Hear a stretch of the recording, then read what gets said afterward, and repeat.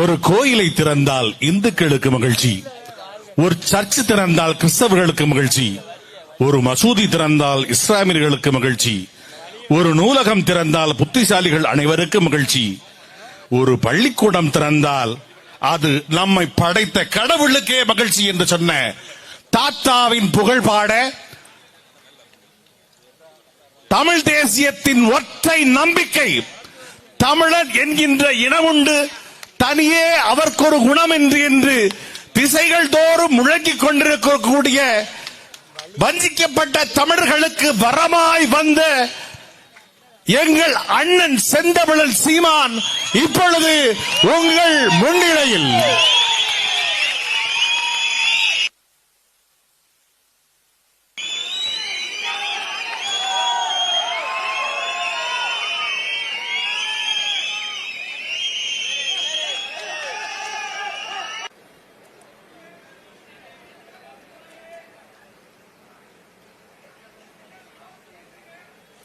எழுத்தறிவித்தவன் இறைவன் என்கிறது தமிழ். எப்படி பார்த்தாலும் நமக்கு எழுத்தறிவித்த இறைவன் நம்முடைய தாத்தா பெருந்தலைவர் காமராஜர் அவர்கள்தான்.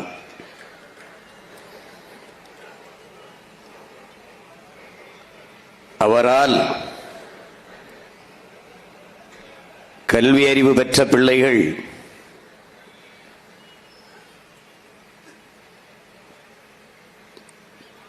தன்னுடைய தாத்தாவிற்கு நன்றி வணக்கம் செலுத்துவதற்காக அவர் உலவிய மண்ணில் நின்று பெருந்தலைவரின் பெரும்புகள் போற்றுவோம் என்ற இந்த எழுச்சிமிக்க வணக்க நிகழ்வை நடத்தி கொண்டிருக்கிறோம். இந்த நிகழ்விலே இன உணர்வும் மான உணர்வும் கொண்டு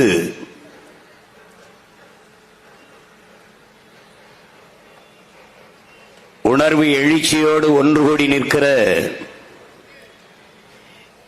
என்னுடைய உயிரோடும் உணர்வோடும் கலந்து வாழுகின்ற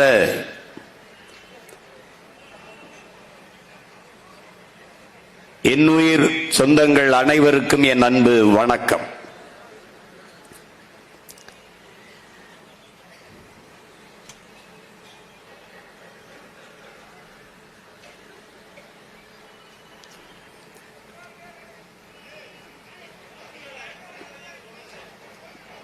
தொட்டனை தூறும் மணற்கேணி மாந்தர்க்கு கற்றனை தூறும் அறிவு என்கிறார் வள்ளுவ பெருமகனார். கண்ணுடையர் என்பவர் கற்றோர், முகத்திரண்டு புண்ணுடையவர் கல்லாதவர் என்கிறார். கேடில் வெளிச்செல்வம் கல்வி ஒருவருக்கு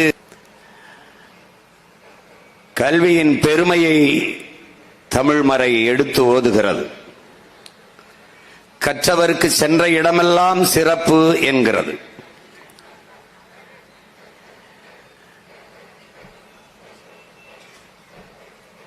எண்ணற்ற நமது முன்னவர்கள்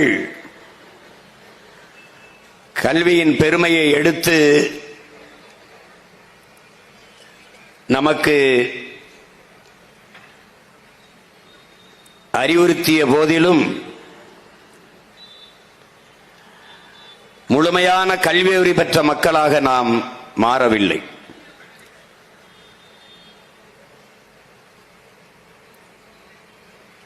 சாதி இரண்டொழிய வேறில்லை, சாற்றுங்கால் நீதி வழிவா நெறிமுறையில் என்று போதித்த அவை பெருமாட்டி கூட பிச்சை புகினும் கற்கை நன்றே என்றுதான் வலியுறுத்துகிறார். சாதிகள் இல்லையடி பாப்பா, குலத்தாட்சி உயர்ச்சி சொல்லல் பாவம், நீதி உயர்ந்த மதி கல்வி, அன்பு நிறையுடையோர் மேலோர் என்றுதான் பெரும்பாவளன் பாட்டன் பாரதி பாடுகிறான். கல்வி சிறப்பு, கல்வி அருமை, கல்வி பெருமை. ஆனால்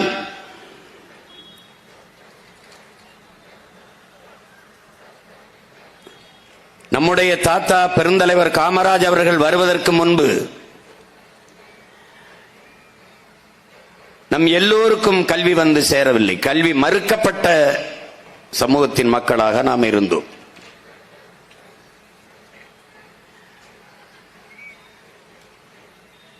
கல்வி கற்று அவரவர் குலத்தொழிலை, செருப்பு தைப்பவன் மகன் செருப்பு தான் தைக்க வேண்டும், நெசவு செய்கிறவன் மகன் நெசவைத்தான் செய்ய வேண்டும், பண்டங்கள் பானை செய்பவர்கள் அதை பானைதான் செய்ய வேண்டும்,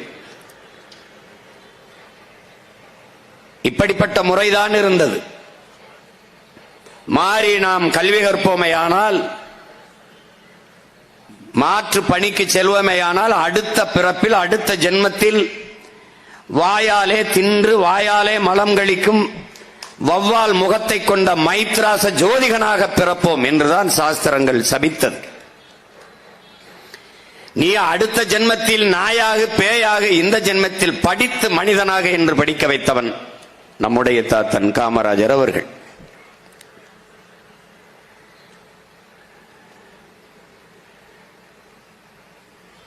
இங்கே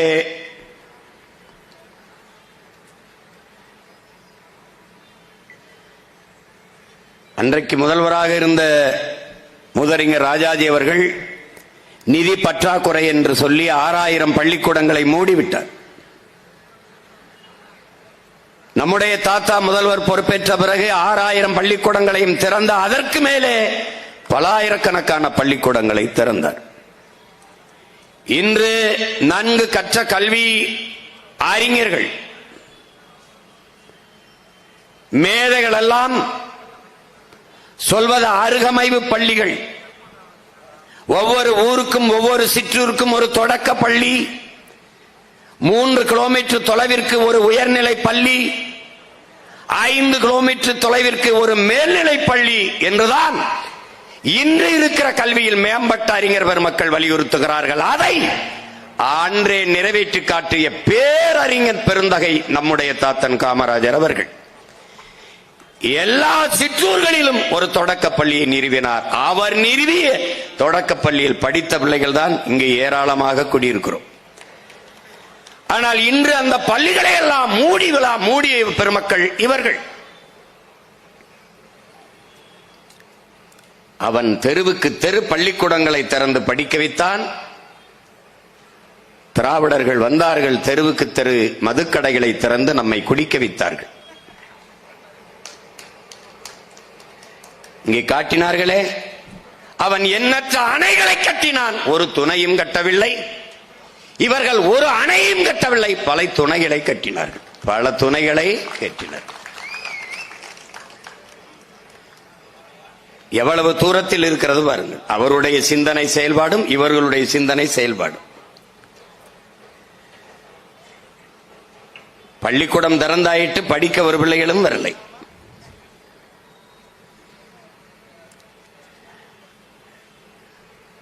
என் அன்பு சொந்தங்களே, மனிதனின் இயல்பு, பெரும்பாலான மனிதர்களினுடைய இயல்பு, தனக்கு கிடைக்காதது எவனுக்கும் கிடைக்கக்கூடாது. இதுதான் பெரும்பாலான மானுட சிந்தனையாக இருக்கிறது. எனக்கு 2 கண்ணும் போனாலும் பரவாயில்லை, என் எதிரிக்கு 1 கண்ணாவது போய்விடும். இதுதான் இவருடைய விருப்பமாக இருக்கிறது. இப்படிதான் இந்த சமூகம் இருக்கிறது.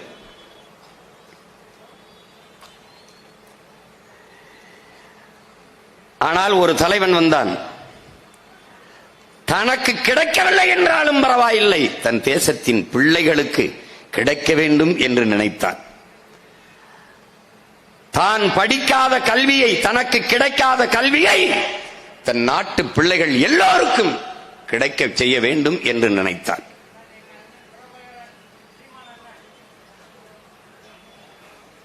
ஒரு பிள்ளைகளை கூட பெறாத அவன் ஒட்டுமொத்த நாட்டின் பிள்ளைகளையும் தன் பிள்ளைகள் போல நேசித்து படிக்க வைத்து கல்வியறிவு பூட்டினான்.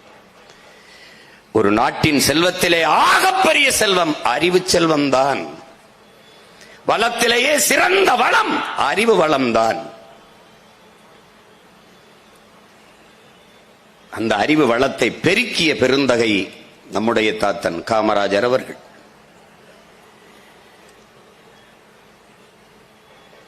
வாகனத்தில் போய்கொண்டிருக்கிறார். ஒருவன் ஆடு மேய்த்துக் கொண்டிருக்கிறான். ஒரு சிறுவன் பள்ளிக்கூடத்துக்கு ஏன் இவன் படிக்க போகவில்லை, வண்டியை நிறுத்திவிட்டு ஓரமாக போய் அவனிடத்திலே, தம்பிங்க வா, ஏன் நீ படிக்க போகல அப்படின்னா, படிக்க போனா சோறு யார் போடுறது, நீயா போடுவாயின்னு கேட்கிறான். அவர் முதலமைச்சர் காமராஜன் அவனுக்கு தெரியாது, யாரோ ஒரு பெரியவர் கேட்கிறாருன்னு நினைச்சு சொல்றான்.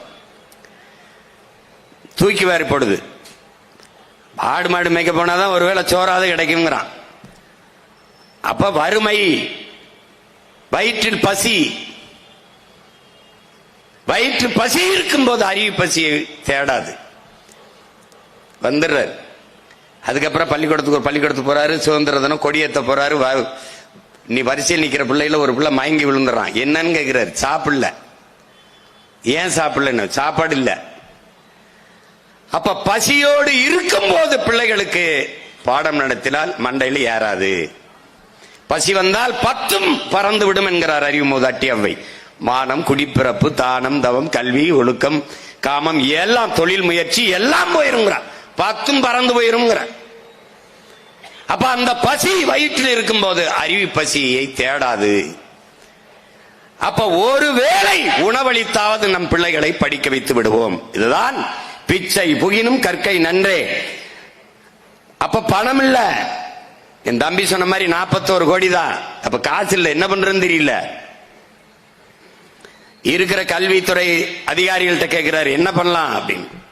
ஐயா, நமக்கு ஒரு அப்படிலாம் அவ்வளவு சோறு இல்ல, பள்ளிக்கூடத்திலும் போடுறதுக்கு பணம் இல்லையான்னு. இருக்கிற வரை போடுங்க. நம்ம பிள்ளைகளை படிக்க வச்சுட்டா அவன் நாட்டை எதிர்காலத்தை காப்பாத்தி விட்டுருவான். எதிர்காலத்துல நாட்டை காப்பாத்தி விட்டுருவான். எப்படியாவது நம்ம பிள்ளைகளை படிக்க வச்சிருவோம். இருக்கிற வரை போடுங்க. இல்லைன்னா என்கிட்ட சொல்லுங்க, நான் ஊராம் போய் மடியேந்தி பிச்சை எடுத்துக்கிட்டாவது நம்ம பிள்ளைகளை படிக்க வச்சிருவோன்றாரு. இதைத்தான் அறிவு மூதாட்டி அவை பிச்சை புகினும் கற்கை நன்றே என்றான். தன் பிள்ளைகளுக்கு கற்பிப்பதற்காக பிச்சை எடுத்துக் கொண்டு வருகிறேன் என்று ஒரு தலைவன் இந்த நாட்டில் சொல்லியிருக்கிறான் என்றால் அது பெருந்தலைவன் நம் தாத்தன் காமராஜர் தான். அப்படி படிக்க வைத்தார்.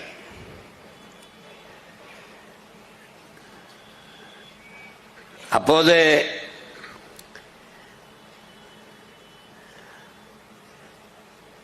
பிள்ளைகள் அப்பவும் நிறைய பேர் வரல.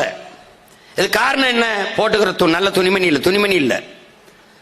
சரி, இலவசமா உடை தருகிறேன் என்று சீருடை திட்டத்தை கொண்டு வந்தார். வகுப்பறையில் ஏழை பணக்காரன், உயர்ந்தவன் தாழ்ந்தவன் என்ற பாகுபாடு இருக்கக்கூடாது. மாணவ பிள்ளைகளுக்கு பிஞ்சு நெஞ்சுக்குள் ஏற்றதாழ்வு என்கிற அந்த நஞ்சு விதை விழுந்து விடக்கூடாது என்று ஒரு தலைவன் எண்ணினான். ஒரே மாதிரி சீருடை திட்டத்தை கொண்டு வந்தான். அதுக்கப்புறம் வரல. உடையும் கொடுத்தாச்சு, உணவும் கொடுத்தாச்சு, வரல. பெரும்பாலான பிள்ளைகள் வரல. காரணம், எழுதி படிக்க ஏடில்லை, சிலேடில்லை. அதையும் தருகிறேன் என்று இலவச நோட்டு புத்தகமும் கொடுத்து நம்ம எல்லாம் படிக்க வைத்து இன்றைக்கு ஆளாக்கி இருக்கிறான் என்றால் நம்முடைய தாத்தா காமராஜர் அவர்கள் தான். தமிழ் சமூகம் நன்றியுள் நன்றி ஒருவனுக்கு சொல்ல வேண்டும் என்றால் அவனுக்குத்தான். கல்விக்கு கடவுள் என்று கலைமகளை சரஸ்வதியை வழிபட்டுக் கொண்டிருக்கிறோம். ஆண் வடிவத்தில் நம்முடைய சரஸ்வதி நடந்து வந்து கொண்டிருப்பதை அறிவார்ந்த தமிழ் சமூக மக்கள் புரிந்து கொள்ள வேண்டும்.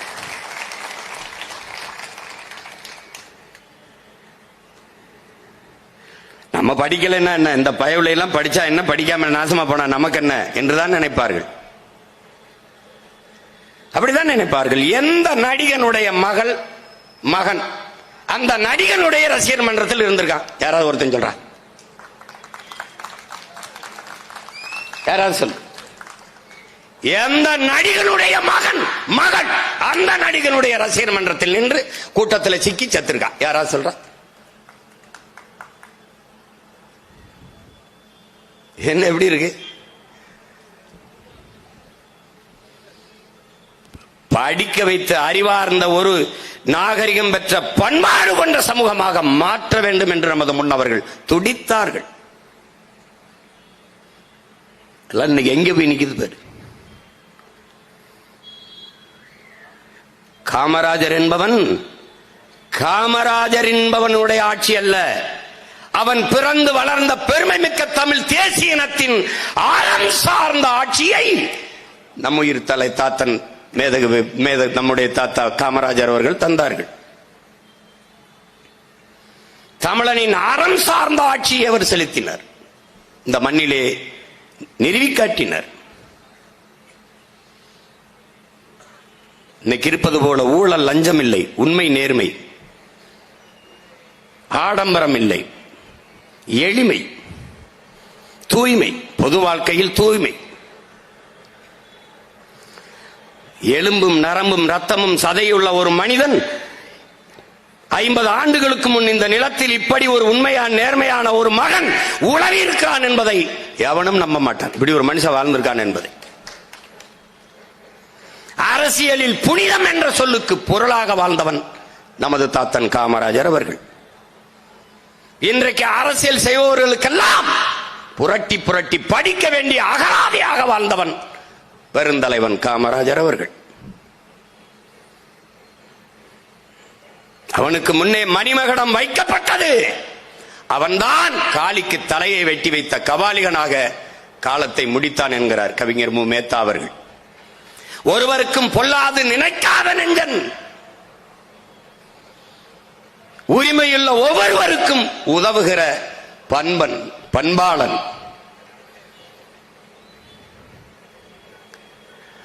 அறுவருக்கும் வாதுகளில் அலையா சொல்லன், அமைதியாக பணியாற்றும் பண்புமிக்க தொண்டன்கிறது.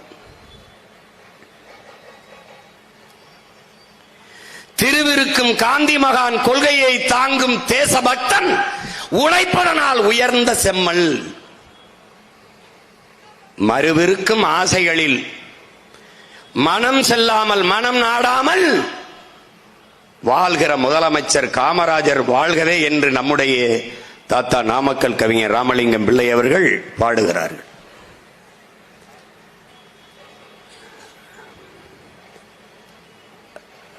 அந்த பெருந்தலைவரின் பெரும்புகளை நாம் போற்றிக் கொண்டிருக்கிறோம். அவருடைய ஆட்சி காலத்தில் 50 ஆண்டுகளுக்கு முன்பு நம்முடைய மிகச்சிறிய வயதில் நம்முடைய தாத்தா, நம்முடைய அப்பா, பெரியப்பா இவர்கள் காலத்தில் நிகழ்ந்த அந்த நல்லாட்சியும் இன்று நடந்து கொண்டிருக்கிற ஆட்சியும் நீங்கள் ஒப்பிட்டு பார்க்க வேண்டும். ஐயா நெல்லை ஜெவமணி அவர்களும் கவிஞர் எஸ்.டி. சுந்தரம் என்பவரும் தாத்தா அவர்களை போய் சந்திக்கிறார்கள். ஆட்சியில் நிறைய திட்டங்கள், செயல்கள் எல்லாம் பாராட்டுக்குரிய திட்டங்களாம் வந்து நிறைவேற்றி கொண்டிருக்கிறார். அப்போது அவர்கள் சொல்லுகிறார்கள், ஐயா நம்ம நிறைய நலத்திட்டங்கள் எல்லாம் கொண்டு வந்துட்டோம், அதையெல்லாம் ஒரு படமா எடுத்து அப்படியே திரையரங்கில் போட்டு காட்டினோம்னா, அதை நியூஸ் ரீலா போட்டு காட்டினோம்னா நல்லா போய் சேரும், மக்கள் இன்னும் நம்மளை நிறைய ஆதரிப்பாங்க, நமக்கு நிறைய வாக்குகள் வரும் என்று பேசுறார். அப்படியே என்னென்ன திட்டமெல்லாம் நிறைவேற்றியிருக்கோம் ஐயா? ரோடு போட்டிருக்கோம், ஆமா, அப்புறம் பள்ளிக்கூடம் கட்டியிருக்கோம், ஆமா, அப்புறம் அணைகள்லாம் கட்டியிருக்கோம். சரி, இப்ப குந்தால நீங்க அணை கட்டியிருக்கிறீங்க, இப்ப அதை நாங்க எங்களை மாதிரி ஆளுகை எடுத்து பேசும்போதுதான் தெரியுது, ஐயா ஒரு பெரும் பாறையை உடைச்சு கொண்டு போய் அதுல இருந்து தண்ணியை கொண்டு வந்து அணையை கட்டுறதெல்லாம் எப்படியா மக்களுக்கு தெரியும்? அதை படமா எடுத்து போட்டோம்னா தாயா நல்லா தெரியும், அதை எடுத்து போட்டு காட்டினோம்னா நல்லதுயா அப்படின்னு. அப்படியா? இப்ப பள்ளிக்கூடம் கட்டினதுல என்ன நடக்குது? பிள்ளைகள்லாம் படிக்குது இல்ல, ரோடு போட்டான் சொன்னா நடக்குது. இப்ப அணை கட்டினா அதுல எல்லாம் நீரை பயன்படுத்தி வேளாண்மை செய்யறாங்களா? விவசாயி செய்யறாங்க. அப்ப அதுல தான் அவனுக்கு தெரியுத. அப்புறம் எதுக்கு படம் போகிற காட்ட சொல்ற? சரி, எவ்வளவு செலவாகும்? ஐயா ஒரு 3 லட்சம் செலவாகும்யா. அடபாவி எந்திரிச்சு போட்டேன், இதுக்கு நான் 10 பள்ளிக்கூடம் கட்டி பிள்ளைகள் என்ன நல்லா படிக்க வச்சிருவேன்றாப்ல. தான் செய்கிற செயலை அதை சாதனை என்று கருதவில்லை, இந்த மண்ணுக்கும் மக்களுக்கும் தான் செய்ய வேண்டிய கடமை என்று ஒரு தலைவன் கருதினான். அதை அவன் விளம்பரப்படுத்தி புகழை தேடிக்கொள்ள விரும்பவில்லை. அதற்கு நேரெதிரான இன்றைய ஆட்சியாளர்கள், ஒரு திட்டம் வருகிறது என்றால், குடும்ப தலைவிக்கு 1000 ரூபாய் கொடுக்க போகிறோம் என்றால், செப்டம்பர் 16 கொடுப்பதற்கு ஜனவரி 1 இருந்து குடும்ப தலைவிக்கு 1000 ரூபாய், குடும்ப தலைவிக்கு 1000 ரூபாய், அப்படியே பூக்கட்டிக்கிட்டு இருக்கிற ஒரு பொம்பளை, அப்படியே பண்டபாத்திரம் தேய்ச்சிக்கிட்டு இருக்கிற ஒரு பொம்பளை, எல்லாவற்றையும் பதாகையில் போட்டு பல 100 கோடிகளில் விளம்பரம். எதுவொன்றுக்கும் விளம்பரம் விளம்பரம். அதனால்தான் நாம் இந்த அரசுகளை குற்றம் சாட்டுகிறோம்.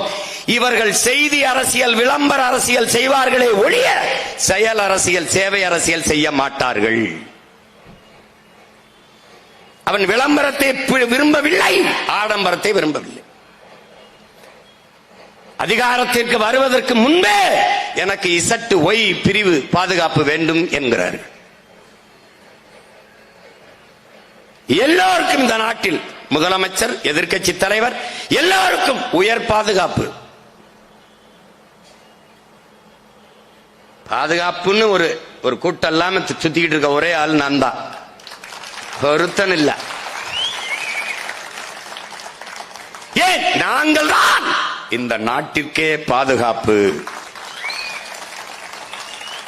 காவக்காரனுக்கு எதுக்குடா ஒரு காவக்காரன்? கருப்பணசாமி ஐயனாருக்கு எதுக்கு ஒரு பாதுகாப்பு, ஒரு சாமி எதுக்கு? அவனுக்கு எதுக்கு ஒரு பாதுகாப்புக்கு சாமி? முதலமைச்சர் ஆகி போய் கொண்டிருக்கிறார் தாத்தா வாகனத்திலே.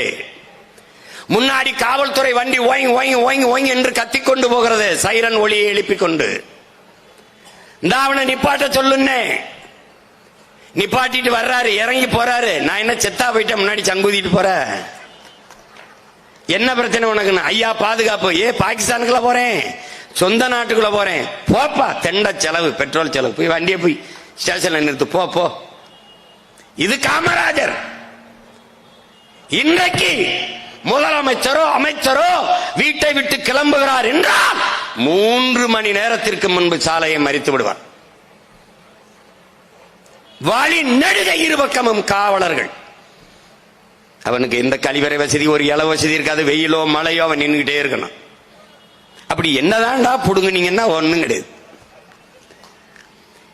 இவர்கள் தான் வாக்கு கேட்கும் போது வந்து கூட்டத்தில் நின்று அப்படி ஆரத்தி எடுக்கும் போது அப்படியே நிற்பார்கள். அப்படியே அந்த ஆரத்தி தட்டுல இருக்கிற அந்த ஆரத்தி தண்ணியில ஆசிட்டு ஊத்தி இருக்கும்னு கவலைப்படுறது இல்ல, அப்ப பயப்படுறது இல்ல.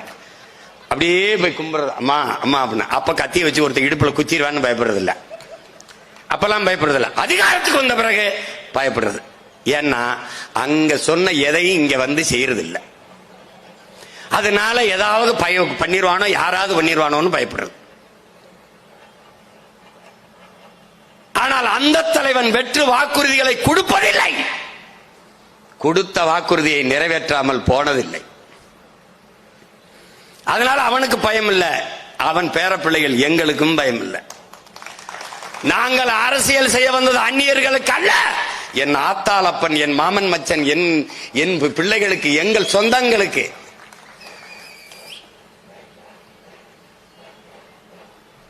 அதனால் எவ்வளவு கூட்டமானாலும்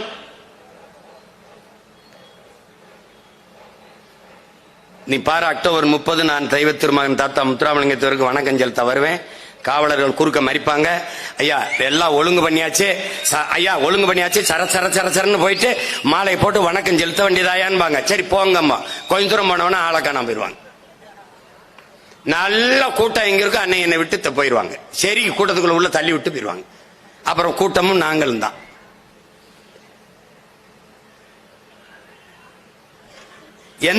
என்னைக்காவது ஒரு நாள் நாம் தமிழர் கட்சி காவல்துறை எங்களுக்கு உரிய பாதுகாப்பை கொடுக்கவில்லை என்று சொல்லி இருக்குதா? காவல்துறைக்கும் சேர்த்து உரிய பாதுகாப்பை நாங்கள் தான் கொடுப்போம். நீங்க வாட்டுக்குறீங்க. எங்க கூட்டத்தில் ஏதாவது ஒரு விரும்பத்தகாத நிகழ்வு, சட்டத்திற்கு கேடான ஒரு நிகழ்வு ஏதாவது நடந்திருக்கா? நடக்காது. ஏன்? இது காவலி கூட்டம் இல்ல, கருத்தியல் கூட்டம்.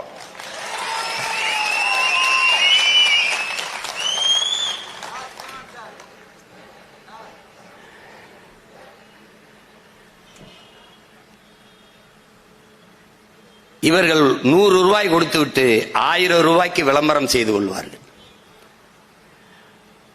ஒவ்வொன்றும் அவர் ஆட்சியில் நடந்த ஒவ்வொன்றையும் நீங்க நினைச்சு பார்த்தீங்கன்னா இப்படிலாம் ஒரு மனுஷன் ஆட்சி செஞ்சிருக்கானான்னு நினைப்பீங்க. ஒரு பிள்ளைக்கு கண் பார்வை போயிருது. கண் பார்வை போனோன்னா பெற்றோர்கள் இந்த மாதிரி ஐயா வெளிநாட்டில் போய் கண் பார்வை சிகிச்சை செஞ்சுக்கணும், அறுவை சிகிச்சை பண்ணிக்கணும், அதுக்கு கடவு சீட்டு வேணும், அப்போ இருந்தால் தான் போக முடியும். இவங்க 2 மாசம் ஆகுங்கிறாங்க. அது ஒரு முறைன்னு வச்சிருப்பாங்களா, ப்ரொசீஜர்னு வச்சிருப்பாங்க, அது 2 மாசம் ஆகுன்றாங்க அப்படின்னு. அப்ப அதிகாரிகளை கூப்பிட்டு கேட்கிறாரு என்ன பிரச்சனை அப்படின்னு. அது எப்படி பார்த்தாலும் இந்த சட்ட முறையில நம்ம செய்யறதுக்கு, விதிமுறையெல்லாம் செய்யறதுக்கு, ப்ரொசீஜர்லாம் முடிக்கிறதுக்கு 2 மாசம் ஆகும். கோமாயிடுறாரு. ஏய் படிச்சிருக்கியா நீ, அறிவு இருக்கிறான் தானே நீ? தேசிய கீதம் பாடப்படும் போது எந்திரிச்சு நிக்கணும்ங்கிறது மரபு. அந்த நேரம் ஒரு குழந்தை கிணத்துக்குள் விழுந்து விட்டால் உடனே போய் குதிச்சு குழந்தையை காப்பாத்தணும்ங்கிறது மனித இயல்பு. இப்ப நீ என்ன செய்ய போற? சட்டம் அது, விதியாது, தூக்கி போடியா. உன் சட்டம் அந்த பிள்ளைக்கு கண் போச்சுன்னா தருமா? முதல்ல உடனடியா எல்லாத்தையும் சட்டம் பாஸ்போர்ட் கொடுக்கறது, கடை வச்சு கொடுக்கறது ஏற்பாடு செய்கின்ற. அதுதான் காமராஜ், அதுதான் காமராஜ். நம்முடைய தாத்தா காந்தியினுடைய உதவியாளர் அந்த ஜே.சி. குமரப்பா அவர்கள் தமிழ்நாட்டுக்கு வர்றாங்க. மிகப்பெரிய தியாகி, பேரறிஞன். பொருளாதாரத்தை அவன் பிரிச்சு பிரிச்சு போட்டு எழுதியிருப்பான். நீங்க அந்த புத்தகத்தை படிக்கணும். ஜே.சி. குமரப்பாவுடைய புத்தகத்தை என் பிள்ளைகள் எல்லோரும் படிக்கணும். அதெல்லாம் சேவை பொருளாதாரம், சந்தை பொருளாதாரம், அடாவடி பொருளாதாரம் எல்லாவற்றையும் எழுதியிருப்பார். அதை நான் எடுத்து பேசியிருக்கிறேன். இந்த ஜிஎஸ்டி எல்லாம் அடாவடி பொருளாதாரம் அவர் எழுதியதுதான். நான் ஒரு வேளாண் குடிமகன், தோட்டத்திலே கரும்பு ஓடுவேன், வாழை வளர்ப்பேன். 6 மாத காலம், 1 வருட காலம் நான் உழைத்து அதுக்கு உரமிட்டு வரப்பு கட்டி தண்ணி விட்டு தோகையை கிழிச்சு எல்லாம் வைத்து நான் அதை வளர்த்திருப்பேன். கரும்பு விளைஞ்சிருக்கும், வாழை தார் விட்டு நாளைக்கு அறுக்கலாம் என்று நான் பார்த்து விட்டு செல்லுகிற போது யானை கரும்பு தோட்டம் முழுமைக்கும் நாசம் பண்ணி தின்று அழித்து விட்டு போகும். குரங்கு வாழைத்தாறு முழுக்க தின்னு நாசம் பண்ணி விட்டு போகும். யானை தின்னு நாசம் பண்ணி விட்டு போகும். இந்த குரங்கிற்கும் இந்த யானைக்கும் இந்த தோட்டத்தில் விளை வைத்த கரும்புக்கும் வாழைக்கும் ஏதாவது சம்பந்தம் இருக்கா? ஒரு துளி உழைப்பு அதனுடையது இருக்கா? இல்லை.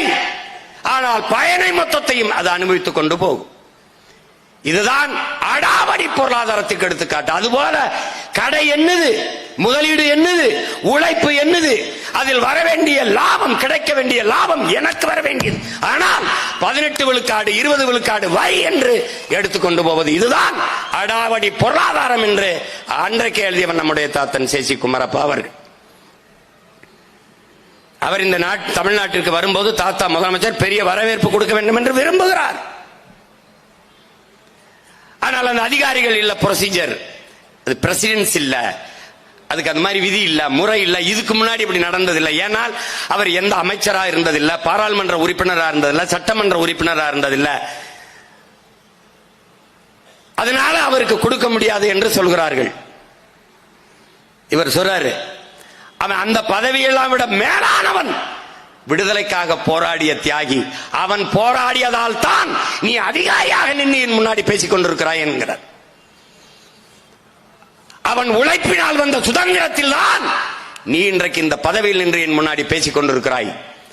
அதனால் நீ சொன்ன இந்த பதவியில் இருப்பவனை விட அவன் மேலானவன் ஜே.சி. குமரப்பா. அவனுக்கு அரசு என்ன மரியாதை கொடுக்கணுமோ அதை கொடுக்கணும்ன்றப்ல. இதுக்கு முன்னாடி அது மாதிரி நடந்ததில்லை, இப்ப இருந்து நடக்கட்டும். என்ன உனக்கு அரசாணை, உத்தரவு, ஜீவோ, அதானே நான் போடுறேன், கொண்டா, எழுதி கொண்டா, இன்னையிலிருந்து இதுதான் பிரசிடென்சி, எழுதி போறா அப்படின்னு முறையை மாத்தி ஜே.சி. குமரப்பாவுக்கு அரசு மரியாதையை கொடுத்த பெருந்தகை நம்முடைய தாத்தன் காமராஜ் அவர்கள். முதலமைச்சரா உட்கார்ந்துறப்ல, இந்த பக்கம் இவ்வளவு கோப்புகள் என்னன்னு கேட்கிறப்ல. இது ஒரு ரொம்ப முக்கியமான கோப்புகள். ஏன்னா ரெண்டா ஏன் பிரிச்சு வச்சிருக்க, ஒன்னா வைக்க வேண்டியது என்னன்னு கேட்கிறப்பல. இல்ல இல்ல, இது ரொம்ப முக்கியமான கோப்புகள், உடனே கையெழுத்திடணும். இது முக்கியம் இல்லாத, கொஞ்சம் முக்கியம் இல்லாத கோப்புகள். முதலமைச்சர் மேசைக்கு முக்கியம் இல்லாத கோப்புகள்லாம் வருதா, ஃபைல் எல்லாம் வருதான்னு கேட்கிறப்பல. இங்கே வைக்கப்பட்ட எல்லா ஃபைல்களும், எல்லா கோப்புகளும் முக்கியமானதுதான்.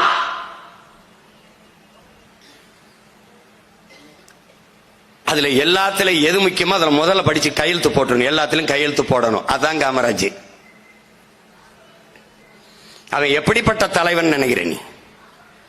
மருத்துவ கல்லூரியில 100 இடம், 100 பேர் விண்ணப்பிச்சிருக்கான். 10 இடம் தான் இருக்குது. 10 இடம் தான் இருக்குது. முதல்வர் பரிந்துரைச்சா அந்த 10 இடம், அந்த 100 பேர் இதையும் எடுத்து பார்க்கிறார், சான்றிதழையும். வெளியில நிக்கிற எல்லா தலைவர்களும் பேசிக்கிறாங்க. காங்கிரஸ் கட்சிக்காரனுக்கு போட்டு விடுவாரு 10 பேர்ல, இல்லைன்னா சொந்த சாதிக்காரனுக்கு போட்டு விடுவாரு. அப்படிதான் வெளியில நினைச்சுக்கிட்டு இருக்காரு. எல்லாரும் நினைச்சு பேசிட்டு இருக்கான். போன உடனே டக்கு டக்குன்னு கையெழுத்து போட்டு 10 பேரை எழுதி கொடுத்துட்டு போயிடுறாப்ல. அங்க போய் பார்த்தா தெரியுது, என்னையா 100 பேர்ல ஒன்னையுமே பார்க்காம படக்குன்னு கையெழுத்து போட்டு வந்துட்டீங்களே அப்படின்னு புரட்டி பார்த்துக்கிட்டே வந்தேன்னே. 100 இதையும் பார்த்தேன், இந்த சர்டிபிகேட் எல்லாம். அதுல 10 பேரு 10 பிள்ளைகளோட இதுல அப்பன் கையெழுத்துக்கு பதிலா கைரேகை வச்சிருந்தான். 10 பேரு கைரேகை இருந்துச்சு. படிப்பு போய் சேரலைன்னு அவன் வீடு, அவன் குடும்பத்துக்கு. அந்த கைரேகை வச்ச குடும்பத்துல ஒருத்த வரட்டும்டா டாக்டர், அதனால போட்டா 10 பேருக்குண்டா. அதனாலதான் அவன் யாரு? பெருந்தலைவன். அதனாலதான் பெருந்தலைவன். முதலமைச்சராகி வந்துடுறாரு தாத்தா. அதுக்கு முன்னாடி யாரு? இன்னொரு தாத்தா ஓமந்தூர் ராமசாமி ரெட்டியார், குமாரசாமி ராஜா, இந்த பக்கம் மூதறிஞர் ராஜாஜி, எல்லாம் பெரிய கல்வியாளர்கள். நம்ம தாத்தா பெரிய கல்வியாளர் இல்ல, பெருசா படிக்கல. இவர்களெல்லாம் இருந்த இடத்தில் படிக்காத காமராஜன் இருந்து எப்படி இதை நிர்வாகம் பண்ணுவான்னு எல்லாம் நினைக்கிறாங்க, குறிப்பாக அதிகாரிகள். அப்ப அது நிறைவேற்றப்பட்ட திட்டத்திற்கான வரைவு வருது. தாத்தா கையெழுத்திடணும். என்னதுன்னு கேட்கிறாப்ல. ஜீவோங்கிறாங்க. ஜீவோனா என்னன்னு கேட்கிறாப்ல. அவங்க சிரிக்கிறாங்க. பத்தியா, நான் சொன்னல ஜீவோனாவே என்னன்னு தெரியல இவருக்கு. ஐயா ஜீவோன்னா அது கவர்மெண்ட், அது தெரியுது எனக்கு, என்ன அது தெரியுது. இது என்னன்னு சொல்லு, இது யாரு எழுதுனதுன்னு அவர்களே அதிகாரிகளே எழுதி கொண்டு வந்து கையெழுத்து போட சொல்றாங்க. கவர்மெண்ட் ஆர்டர் தானே ஜீவோன்னா, கவர்மெண்ட் ஆர்டர் தானே. இங்க நான் தானே கவர்மெண்ட், நீ எழுதிட்டு வந்து கையெழுத்து போட சொன்னா அது எப்படி ஜீவாவா இருக்கும் கேட்கிறாப்ல. இப்படித்தான் இவ்வளவு காலம் பண்ணிட்டு இருந்தீங்களா அதிகாரிகளா சேர்ந்து? நீங்க நினைக்கிறதா ஏதாவது ஒரு நல்லது கொண்டு வந்தா இதுல சட்டத்துல இடம் இல்ல, அதுல இடம் இல்ல, இப்படியே சொல்லிக்கிட்டே வண்டி ஓட்டிட்டு இருந்திருக்கலாம் நீங்க. இப்ப நான் தான் கவர்மெண்ட், நான் போடுறதான் ஜீவோ. இங்க வா, நான் சொல்றத எழுதி அப்புறம் கையெழுத்து போட்டாலு. இந்த நாட்டின் நிர்வாக முறையிலே மாத்திய மகான் நம்முடைய தாத்தன் காமராஜர் அவர்கள். சாதாரணம் கிடையாது. அவன் ஏன் பெருந்தலைவராதான்? தலைவனுக்கும் நல்ல மனிதனுக்கும் தலைவனுக்கும் வித்தியாசம் என்ன? பசிக்குது பசிக்குது பசிக்குதுன்னு ஒருத்தன் வந்து என்கிட்ட கேட்கிறான் பசிக்குதுன்னு ஒருத்தன் கேட்கிறான். அப்ப நான் இந்தா 100 ரூபா போய் சாப்பிட்டு போ. இது ஒரு மனிதாபிமானம், மனிதன், அவ்வளவுதான். ஒரு இளைஞன் வந்து பசிக்குதுன்னு கேட்கிறான், இங்க வா இந்த 100 ரூபா சாப்பிட்டு நான் இங்க இருப்பேன், சாப்பிட்டு திருப்பி என்னை வந்து இந்த இடத்துல சந்திக்கணும், சரியா? சரி, இப்ப போயிட்டு வந்தாச்சு. வந்தவன வா உட்காரு. உன் பேர் என்ன? என் பேரு காளீஸ்வரன். சரி, உங்க அப்பா பேர் என்ன? அப்பா எந்த ஊர், நீ எந்த ஊரு? அவ என்ன அந்த ஊர் பின்புலத்துல என்ன தொழில் இருக்கா, வேளாண்மையா இல்ல வறண்ட நிலமா என்ன? சரி, அப்படியா? அப்பா அதுவும் வேலை பாக்குறாங்களா? இல்ல. நீ என்ன படிச்சிருக்க? நான் BA படிச்சிருக்கேன். அப்படியா? அவ சரி சரி நீ போ. உன் ஊர் எல்லாம் கேட்டுக்கிட்டாப்ல. ஒரு BA, ஒரு பட்டம் படித்த ஒரு இளைஞன் சாப்பாட்டுக்கு வழி இல்லாமல் பசியோடு ஒருவேளை சாப்பாட்டுக்கு கையேந்திரான் என்றால் இந்த நாட்டில் எத்தனை ஆயிரக்கணக்கான இளைஞன் இப்படி படிச்சுட்டு வேலை இல்லாமல் பசியோடு சுத்திக்கிட்டு இருக்கான்னு யோசிச்சு அந்த அத்தனை ஆயிரக்கணக்கான இளைஞனுக்கும் வேலை வாய்ப்பை ஏற்படுத்தி கொடுக்க சிந்திக்கிற ஒரு தலைவன் ஒருத்தன் இருக்கான்ல, அவன் தலைவன். இப்ப புரியுதா? அப்படி தாத்தா கும்பகோணம் ஒரு கல்லூரியில பேச போறாங்க. பேச போகும்போது கல்லூரியில வேலை பார்க்கிற ஆசிரியர்கள்லாம் சோத்து கூட தூக்கிட்டு வர ஒரு அப்பத்தான் ஒரு தாய், அவ வயசானவ, வந்த போது கூட்டத்தில் எல்லாரும் இடிச்சு பிடிச்சிக்கிட்டு முதலமைச்சர் திரும்பி இந்த கிளவி எப்படியாவது காமராஜரை பார்த்து பேசிடணும்னு நினைக்கிறா. அவ முண்டி அடிச்சு ஐயா பார்க்கணும் ஐயா பார்க்கணும்னு ஐயா அந்த அம்மா பார்த்துறாப்ல. அந்த அம்மா உள்ள விடுனே வாங்கம்மா வாங்கம்மா, என்ன பிரச்சனை ஐயா? ஐயா எங்க பிரச்சனையை தீர்த்து, என் பிரச்சனையை தீர்த்து விடுங்கய்யா. என்ன பிரச்சனை சொல்லுங்கம்மா? ஐயா எனக்கு ஒண்ணு, என் பிள்ளை வீட்டிலாம் ஒன்றும் எனக்கு கவனிக்கல, எனக்கு வயசாகி போச்சு, இந்த கூடையை தூக்கி தான் கஞ்சி சாப்பிட்டுக்கிட்டு இருக்கேன், இது எத்தனை நாளைக்கு என் உடம்புல தெம்பு இருக்குதான் இது பண்ண முடியும், எங்களுக்கு ஏதாவது ஒரு வழி பண்ணுங்கய்யா, எங்களுக்கு ஏதாவது மாசம் மாசம் ஏதாவது கிடைக்கிற மாதிரி ஒரு வழி பண்ணுங்கய்யா. அப்படியா? சரி அப்படியா, அப்ப என்ன பண்ற, ஏதாவது உதவுங்க. பக்கத்தில் இருக்கிற ஒரு 20 ரூபா எடுத்து கொடுக்குறாப்ல. அன்னைக்கு அது பெரிய காசு. அந்த அம்மா இந்த காசு வேணாம், நீ இன்னைக்கு கொடுத்துட்டு போயிருவ, அப்புறம் அடுத்த மாசத்துக்கு நான் என்ன பண்ணுவேன்னு ஒரு கேள்வியை வைக்கிறா. யாரு? அந்த கிழவி. உடனே தாத்தா யோசிக்கிறாப்ல. யோசிச்சுட்டு சரி சரி போங்க நான் பாக்குறேன், ஆகட்டும் ஏதாவது பண்றேன் அப்படின்னு போயிடாப்ல. வண்டியில் ஏறி போகும்போது இப்ப இந்த அம்மாவுக்கு மாசம் எவ்வளவு செலவாகும்னு கேக்குறாங்க. அப்ப அவங்க சொல்றாங்க கூட வர்றவங்க ஒரு 20 ரூபா ஆகும்யா. அப்படியா? இந்த மாதிரி மொத்தமா இந்த பெற்றோர்களால் கைவிடப்பட்ட முதியோர்கள் இருக்காங்கல்ல, நாடங்களும் எத்தனை பேர் இருக்காங்கன்னு கணக்கெடுக்க சொல்றாப்ல. எத்தனாயிரம் பேர் இருக்கான் பாரு அப்படின்னா, ஒரு 2000 பேர் மாசம் மாசம் 20 ரூபா 2000 பேருக்கு கூடா. இதுதான் தொலைநோக்கு, இதுதான் ஒரு தலைவனுடைய திட்டம். குடும்ப தலைவிக்கு சும்மா 1000 கொடுத்து ஓட்ட பறிக்கிறது இல்ல. அதனாலதான் சொல்றோம், அரசியல்வாதிகள் எப்போதும் அடுத்த தேர்தலை பற்றிய சிந்திப்பார்கள், தலைவர்கள் மட்டும்தான் அடுத்த தலைமுறையை பற்றி சிந்திப்பார்கள். அடுத்த தலைமுறையை பற்றி சிந்தித்த தலைவன் காமராஜன், அடுத்த தலைமுறையை பற்றி சிந்திக்கிற பிள்ளைகள் அவனுடைய பேர பிள்ளைகள் நாங்கள் தான். அதனால்தான் காற்று, கடல், மலை, மரம் எல்லாவற்றையும் நேசிக்க காரணம் அதனால்தான். நீ காசு பணத்தை வைத்து விட்டு செல்ல நினைக்கிறாய், நான் என் பிள்ளைகளுக்கு நல்ல காற்றை வைத்து விட்டு போக வேண்டும் என்று நினைக்கிறேன். நீ பெரிய வீட்டை வைத்து விட்டு போக நினைக்கிறாய், நான் வாழ்வதற்கு நல்ல நாட்டை வைத்து விட்டு போக நினைக்கிறேன். நீ தங்கத்தை வைத்து விட்டு போக நினைக்கிறாய், நான் தண்ணீரை வைத்து விட்டு போக நினைக்கிறேன்.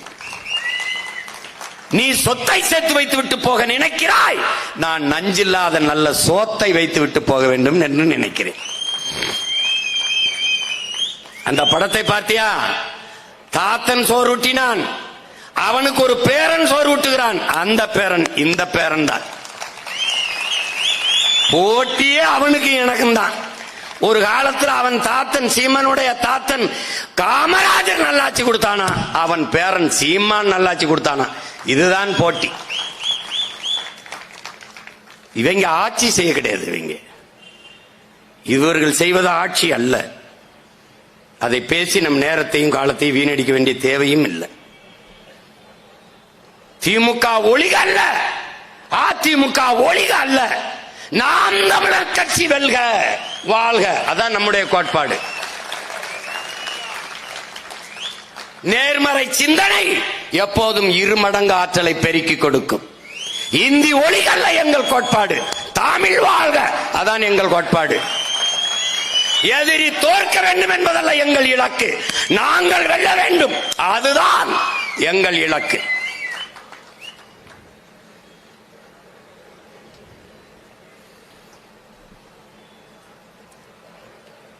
ஒவ்வொன்றிலுமே நம்முடைய தாத்தன் வியப்பு. இப்படி ஒரு மனிதன் செய்திருக்கிறான், இயங்கியிருக்கானா என்று. இதெல்லாம் இது என்னங்க இப்படி ஒரு சும்மா இதெல்லாம் ஒரு திரைக்கதையா படமா எடுத்தீங்கன்னு வச்சுக்க, பொய்யா எடுத்திருக்காங்கடான்னு சொல்லுவான். பூரா ரொம்ப கதையா விடுறாங்கடான்பா. நீ ஆலியாரில் அணை இருக்கலாம், ஆலியார் டேம் போய் பார்த்திருக்க? கேரளாவிலிருந்து தண்ணியை கொண்டு வந்திருக்காப்ல. கேரளாவிலிருந்து மலையை இந்த பேர் மலைக்கு அந்த பக்கம் தண்ணீர் கிடக்குது. இந்த மலையை உடைச்சு போனாதான் தண்ணியை கொண்டு வர முடியும். இவ்வளவு விஞ்ஞானம் இல்லை, இவ்வளவு அறிவியல் வளர்ச்சி இல்லை. இப்பெல்லாம் அப்படியே அறுத்து கொண்டு போயிடலாம், அடுத்து எடுத்துடலாம். அன்னைக்கு சின்ன நாட்டு வெடிகுண்டு தான். 3-4 கிலோமீட்டர் மலையை உடைச்சு உள்ள போனாதான் அங்க இருந்து தண்ணியை எடுத்துட்டு வர முடியும். அப்ப என்ன பண்றாரு, வழி இல்லை, எப்படியாவது தண்ணியை கொண்டு வந்து பூமியை செழிப்பாக்கணும் போடுறாப்ல. அங்க போட்டு உள்ள போகணும், போயிட்டு வெளியில வந்தா பணம், செத்தா பிணம். இந்த மாதிரி ஒரு கடும் முயற்சியை தாத்தா எடுக்கிறாப்ல. வெடிகுண்டு வச்சு வச்சு தகர்த்து எடுத்து அந்த தண்ணியை கொண்டு வந்து இன்னைக்கு ஆலியார்ல ஒரு அணையை கட்டி அந்த மண்ணில் பல லட்சக்கணக்கான ஏக்கரை இன்னைக்கு வளமான மண்ணாக ஆக்கியிருக்கான்னா அவனை மாறி இதெல்லாம் தான் சாத்தியமில்லாதது என்று சொல்கிற ஒன்றை சாத்தியப்படுத்துவது. பார்த்தா எப்படியா மலையை குடைஞ்சுக்கிட்டு போய் தண்ணியை கொண்டு வர்றதுன்னு நினைப்போம். அவன் கொண்டு வந்தான். அதெல்லாம் தான் சாதனை.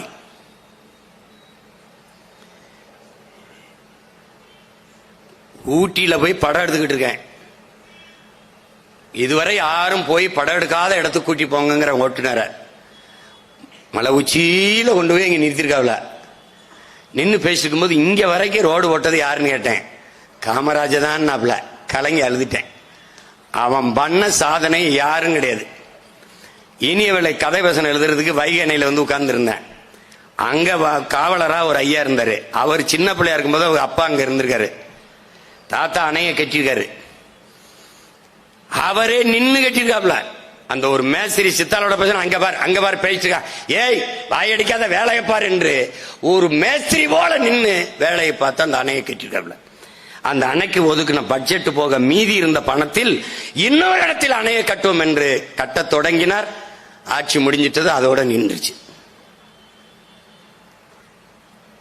அவரை மாறி ஒவ்வொன்னையும் பார்த்து பார்த்து இந்த மண்ணுக்கு மக்களுக்குமாக திட்டங்களை சட்டங்களை கொண்டு வந்த தலைவன் எவனுமே கிடையாது. இன்னைக்கு மாதிரியா ஓராண்டுக்கு ஐயா கருணாநிதி அவர்களுக்கு மட்டும் ஓராண்டுக்கு 100ஆண்டு விழா அவர் விழாவை கொண்டாடுகிறார். ஓராண்டுக்கு எவ்வளவு பொருள் செலவு, எவ்வளவு பொருள் செலவு. செத்து போகும்போது சட்டப்பையில 110 ரூபாயோட செத்து போன ஒரு தலைவன் 9 ஆண்டுகள் இந்த நாட்டை முதலமைச்சராக இருந்த ஆண்டு இருக்கிறான் என்று நீங்க நினைக்க முடியுமா? பாரு.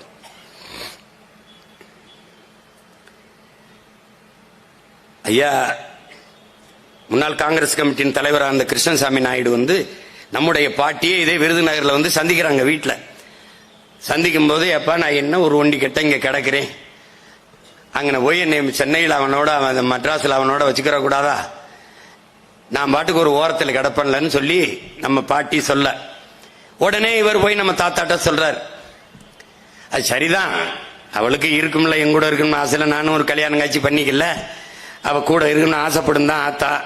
ஆனா ஆத்தாவை கொண்டாந்து இங்க வச்சா எங்க அப்பத்தாவை பார்க்க வரேன்னு 2 பேர் வருவான், அத்தையை பார்க்க வரேன்னு 4 பேர் வருவான், இங்கே இருப்பான், இருந்துகிட்டு இங்க இருந்து போனை போடுவான், முதலமைச்சர் வீட்டில இருந்து பேசுறேன்பா, நிர்வாகத்தை கெடுத்து போடுவான்னு. இன்னைக்கு இருந்தா எவனே தெரியாது. ஐயா ஸ்டாலின் வந்து நான் உங்க அப்பா அப்படின்னு போற வரவன்லாம் தண்ணியை போட்டு மோட்டர் பைக்கில் போறவன்லாம் போலீஸ் பிடிச்சா இருங்க எங்க அப்பாவுக்கு பேசுறேன்றான். புரியுதுன்னு நினைக்கிறேன். அன்னைக்கு பாருங்க வீட்டில் இருந்து முதலமைச்சர் வீட்டில் இருந்து பேசுறேன்னு நிர்வாகத்தை சீர்கெடுத்து விடுவான் என்று அச்சப்பட்டிருக்காப்ல.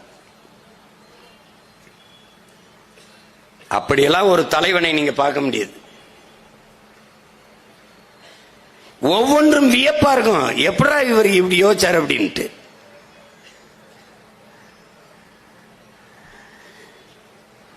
ஒரு மிகப்பெரிய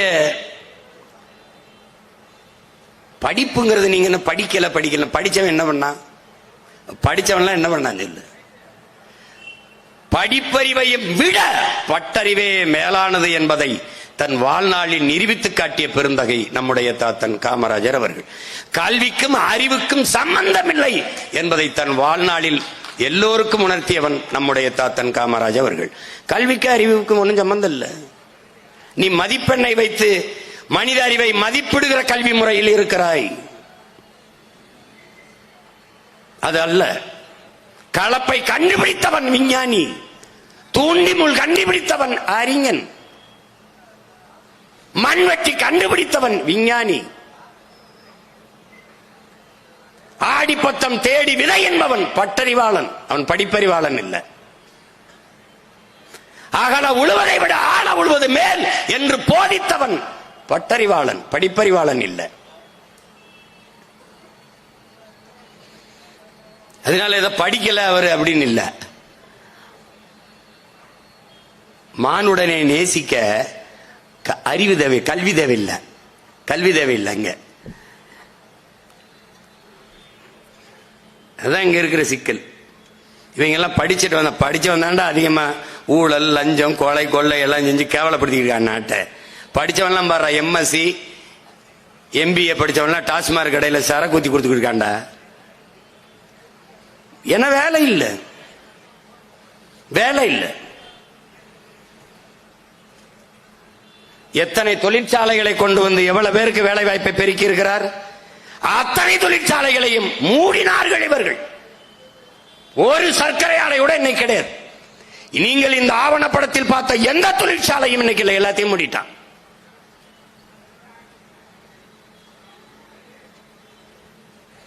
ஒரு தொழிற்சாலை கிடையாது.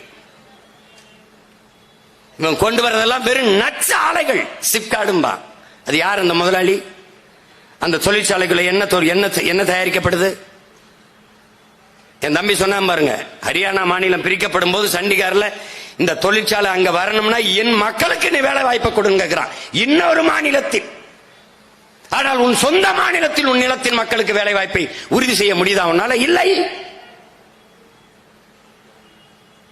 1959 கொண்டு வந்த தமிழ்நாடு தேர்வாணைய ஒரு வரைவு, 30 விழுக்காடு வேற மாநிலத்தவர்கள் வந்து எழுதி கொள்ளலாம். 30 விழுக்காடு, மீதி 70 விழுக்காடு இந்த மாநில பிள்ளைகளுக்கு தான் தமிழ்நாடு தேர்வாணையத்தில் இந்த TNPSC வேலை வாய்ப்பு.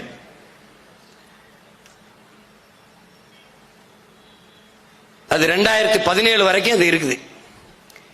ஆனால் அதற்கப்ப இருந்த அந்தப்ப இருந்த அதிமுகவின் ஆட்சி யார் வேண்டுமானாலும் வந்து எழுதி கொள்ளலாம்.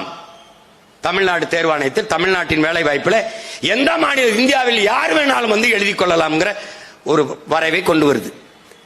ஆனால் அதுல அந்த 30 விழுக்காடு வேறு மாநிலத்தில் வந்து எழுதலாமல் இருக்கிறதுல தமிழ் மொழி பாடத்தில் கட்டாயமாக தேர்ச்சி பெறணும். அந்த TNPSC தேர்வுல, தமிழ்நாடு தேர்வாணைய தேர்வுல கட்டாயமாக தமிழ்ல தேர்ச்சி பெறணும். அந்த விதி இருந்தது.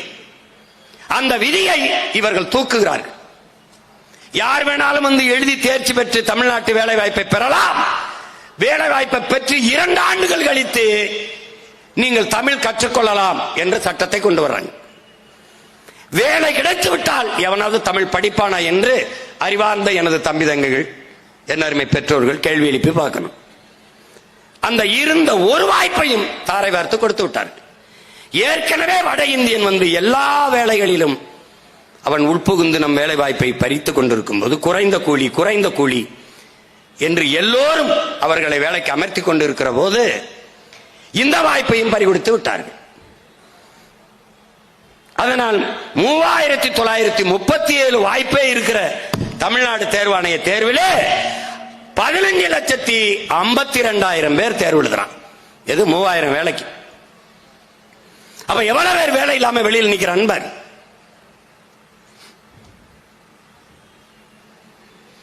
அதே மாதிரி பகுதி நேர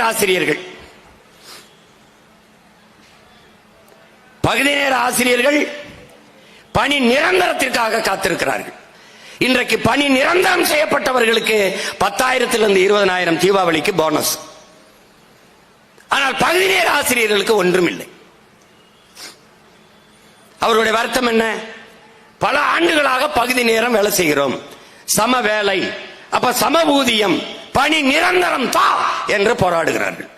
ஆசிரியர்கள் வீதிக்கு வருகிறார்கள். இதெல்லாம் பார்க்க கூடாதுன்னா 50 வருஷத்துக்கு முன்னாடி செத்து போயிட்டாப்ல. ஆசிரியன் வீதிக்கு வர்றான்.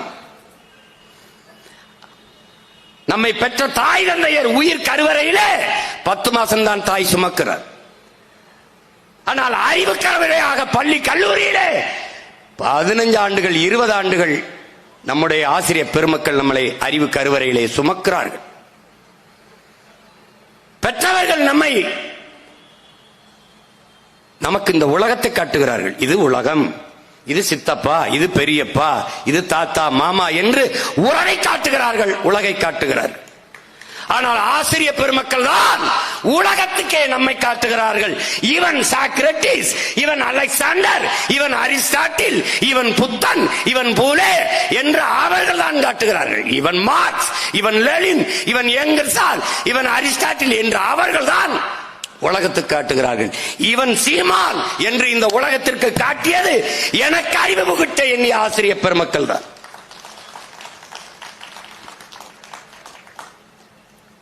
அந்த ஆசிரியர் பெருமக்கள் வீதியில் நின்று போராடுகிறார்கள் என்றால் அந்த சமூகம் அறிவற்ற சமூகமாக மாறிக்கொண்டிருக்கிறது, முறையற்ற நிர்வாகத்தை கொண்ட சமூகமாக மாறிக்கொண்டிருக்கிறது என்று பொருள். மிக முதன்மையானது எது? அடிப்படை உயிர் தேவை எது? உணவு. உணவை விளைய வைத்து உருவாக்குவன் உழவர் குடியும். அவன் வீதிக்கு வந்து போராடுகிறான். உயிரினும் மேலானது எது? மானம். மானத்தை மறைப்பது ஆடை. ஆடையை நெய்து தருபவன் எவன்? நெசவாளி. அவன் வீதியில் வந்து போராடுகிறான். பிறகு அறிவு. அறிவை வளர்க்கக்கூடிய ஆசிரியர் பெருமக்கள் வீதியில் வந்து போராடுகிறார்கள். பிறகு உயிர். உயிரை காக்கக்கூடிய மருத்துவ பெருமக்கள் வீதியில் வந்து போராடுகிறார்கள். தன்னலமற்ற சேவை செய்கிற செவிலிய பெண்கள் வீதியில் நின்று போராடுகிறார்கள். எல்லோரையும் வீதிக்கு வர வைத்து விட்டு இந்த ஆட்சியாளர்கள் சொல்கிறார்கள் நல்ல ஆட்சி கொடுத்துக் கொண்டிருக்கிறோம் என்று சொல்கிறார்கள். எந்த நாட்டிலே அன்பு சொந்தங்களே உழவர் குடியோன், நெசவு குடியோன், ஆசிரியர் பெருமக்கள் போற்றப்படுகிறார்களோ அந்த நாடுதான் சிறந்த நாடு என்பதை என் அன்பு தம்பிதங்கள் புரிந்து கொள்ள வேண்டும். எந்த சமூகத்தில் ஆசிரியன் போற்றப்படுகிறானோ, மதிக்கப்படுகிறானோ அந்த நாடு அறிவார்ந்த சமூகமாக வளர்கிறது, வாழ்கிறது என்று பொருள். எந்த தேசத்தில் உழவர் குடியோன் போற்றப்படுகிறானோ அந்த நாட்டில் வறுமை இல்லை, பசி இல்லை, வளமையான நாடாக அந்த நாடு வாழ்கிறது, வளர்கிறது என்று பொருள். எந்த நாட்டிலே நெசவு தலை துவங்குகிறதோ அந்த நாடு நாகரிகமான நாடு, பண்பாடு கொண்ட நாடு என்று பொருள். ஆனால் இங்க அப்படி இல்லையே, அப்படி இல்லையே. எல்லாம் தலையில் முறையற்ற கொடுமையான நிர்வாக முறைக்கு மாறி நிற்கிறது. 2011 அப்போது ஆசிரியர் பணிக்கு சேர்ந்த ஆசிரியர் பெருமக்கள் எல்லாம் 1ஆம் வகுப்பிலிருந்து 8ஆம் வகுப்பு வரைக்கும் பாடம் எடுக்கிற ஆசிரியர் பெருமக்கள் டெட் தேர்வு எழுதி தேர்ச்சி பெற்றால் தான் அந்த ஆசிரியர் பணியை தொடர முடியும் என்று நாடு ஒரு வரைவை கொண்டு வருது. நீதிமன்றம் உத்தரவை பிறப்பிக்கிறது. இப்ப நான் போதிச்சதுல என்ன பிரச்சனை? இப்ப எதுக்கு அவனுக்கு டெட் தேர்வு?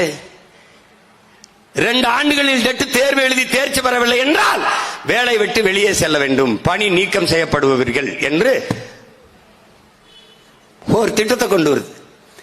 21 லட்சம் பேர் இந்த பணியில் இருந்து, இந்த டெட் தேர்வில் அது தோல்வியுற்றால் 21 லட்சம் பேர் வேலை இழந்து வெளியில வருவான்.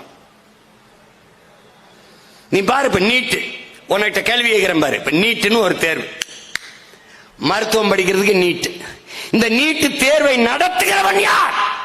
அமெரிக்கா சேர்ந்த ஒரு தனியார் நிறுவனம், ப்ரோ மெட்ரிக் என்கிற தனியார் நிறுவனம்.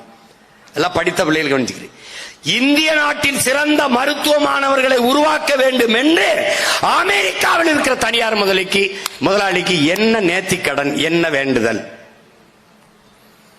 அப்ப உன் நாட்டில் ஒரு மருத்துவ மாணவனை கூட தேர்வு செய்கிற தகுதி, திறமை உனக்கு இல்லைன்னா நீ எப்படி நல்ல தலைவனை தேர்தல் வச்சு தேர்வு செய்வ? எப்படி தேர்வு செய்வ? அந்த நாட்டில் இருக்கிற முதலாளிக்கு இந்த நாட்டில் சிறந்த மருத்துவ மாணவனை உருவாக்க அவசியம் என்ன? இங்க பாரு, இப்போ 12ஆம் வகுப்பு +2 1200க்கு 1190 95 வாங்கிட்டேன். ஆனால் நான் மருத்துவம் படிக்க தகுதியற்றவன். நீட் தேர்வு எழுதி தேர்ச்சி பெறணும். நீட் தேர்வில் தோல்வி விட்டுட்டேன், ஆனால் நான் தகுதியற்ற மாணவன் ஆயிடுறேன். 850 எல்லையில பார்டர்ல மார்க் வாங்கி பாஸ் பண்ணிருக்கான் ஒருத்தன், 900 மதிப்பெண் 800 மதிப்பெண் வாங்கியிருக்கான். ஆனா நீட்டு தேர்வுல தேர்ச்சி பெற்றுறான், அவன் மருத்துவம் படிக்க தகுதியான மாணவன். எப்படி முறை இருக்குது? நான் நீட்டு தேர்வில் தேர்ச்சி பெற்று வந்துட்டேன், பாடம் நடத்துகிற பேராசிரியர் பெருமக்கள் யார்? மருத்துவ கல்லூரியிலே அதே பேராசிரியர்கள் தான், பழைய பேராசிரியர்கள் தான், நீட்டு தேர்வு எழுதியவர்கள் இல்ல. பாடத்திட்டம் எது? அதே பழைய பாடத்திட்டம் தான். அப்ப நமக்கு என்ன கேள்வி வருது? ஒரு அச்சு, ஒரு மண்ணு, யாரு உட்கார்ந்து அறுத்தாலும் ஒரே மாதிரி தான் செங்கல் வரும். ஒன்னு அச்ச மாத்தணும், இல்ல மண்ணை மாத்தணும். ஆனால் அது ரெண்டையும், பாடத்தையும் பேராசிரியரையும் அப்படியே வைத்துக் கொண்டு மாணவர்களை நீட் எழுதிவா என்று நீட்டிக் கொண்டிருந்தால் நீட்டுகிற கையை வெட்டணுமா வேணாமா என்பதை அறிவார்ந்த தமிழ் சமூக மக்கள் சிந்திக்கணும்.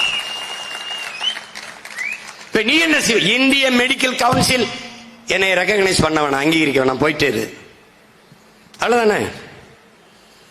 அவ்வளவுதானே? உத்தரப்பிரதேசத்துக்கு 18,000 கோடி ஒதுக்கி இருக்கு, நமக்கு வெறும் 4,000 கோடி தான் ஒதுக்கி இருக்கு. பாரதிய ஜனதா ஆளுகிற மாநிலத்திலாம் அதிகமா அவங்களுக்கு நிதி கொடுத்திருக்கு, நமக்கு கொடுக்கல அப்படின்னு. நான் முதலமைச்சர் ஆனு ஒரு தடவை அப்படி ஒதுக்க சொல்ல பாப்பேன், நான் மொத்தமா ஒதுக்கிடுவேன், மொத்தமா ஒதுக்கிறேன். போய வா, வெள்ளக்காரங்காலத்துல தான் வரிகொடா இயக்கம் நடத்த முடியுமா? இந்த கொள்ளைக்கார காலத்திலும் காமராஜர் பேரன் பிரபாகரன் மகன் வரிகொடா இயக்கம் நடத்துவேன். மொத்த மகளிர் ஒரு வரி கிடையாது விட. என்ன பண்ணுவேன்? என் வரி எனக்கு, என் நிலம் என் வளம் எனக்கு, என் மண்ணில் வளம் என் மக்களுக்கு, என் மக்களின் வரி என் மக்களுக்கு. கதை முடிஞ்சு. என்ன பண்ணுவ? சரி, நீ என்ன பண்ணிடுவேன்? என்ன பண்ணுவ? ஆட்சியை கிளப்பிய மறுபடியும் தேர்தல் வைப்பில்ல, அப்ப போட்டிடுவேன். அப்ப நீ ஜெயிப்பியா நான் ஜெயிப்பேனா? நான் தான் ஜெயிப்பேன். ஏன்? நான் என் மக்களோட நிக்கிறேன், மக்களுக்காக நிக்கிறேன். அவ்வளவு மானம் கட்டவில்லை என் மக்கள். எவன் எனக்கானவன் எவன் ஊரானுக்கானவன் தெரியாமையா இருக்கான்? இந்த 4-5 மாசத்துல தெரிஞ்சிரும் பாரு, மொத்தமா தெரிஞ்சிடும். அவனுக்கு அவ்வளவு மக்கு கிடையாது. இங்க யாரும் மக்கா இருந்தா 36 லட்சம் ஓட்டு போட்டு என்னை 3வது பெரிய கட்சி ஆகியிருக்க மாட்டான். புரியுதா? ஒரு அரசியல் கட்சி உட்கார வச்சு நாற்காலி போட்டு இவ்வளவு நேரம் பேசி ஆர்ப்பரிக்காம பேசுறதை கேட்டு உள்வாங்கி ஆர்ப்பரிச்சு கைதட்டுற ஒரு கூட்டத்தை காட்டுறா இந்த நாட்டுல. ஒண்ணு காட்டுறா, பேசும்போது குய்யோ குய்யோ குய்யோ குய்யோன்னு கத்திக்கிட்டு முத நாள் தேட்டர்ல ஃபர்ஸ்ட் ஷோ பாக்குற வர்ற மாதிரி ஐயோ ஐயா அவனும் படம் பார்க்க மாட்டான், அடுத்தவனையும் பார்க்க விட மாட்டான். இந்த வீட்டுக்கு வந்து பார்த்தா என்ன படம் ஓடிச்சுன்னு தெரியாது, எது ஓடிச்சுன்னு தெரியாது.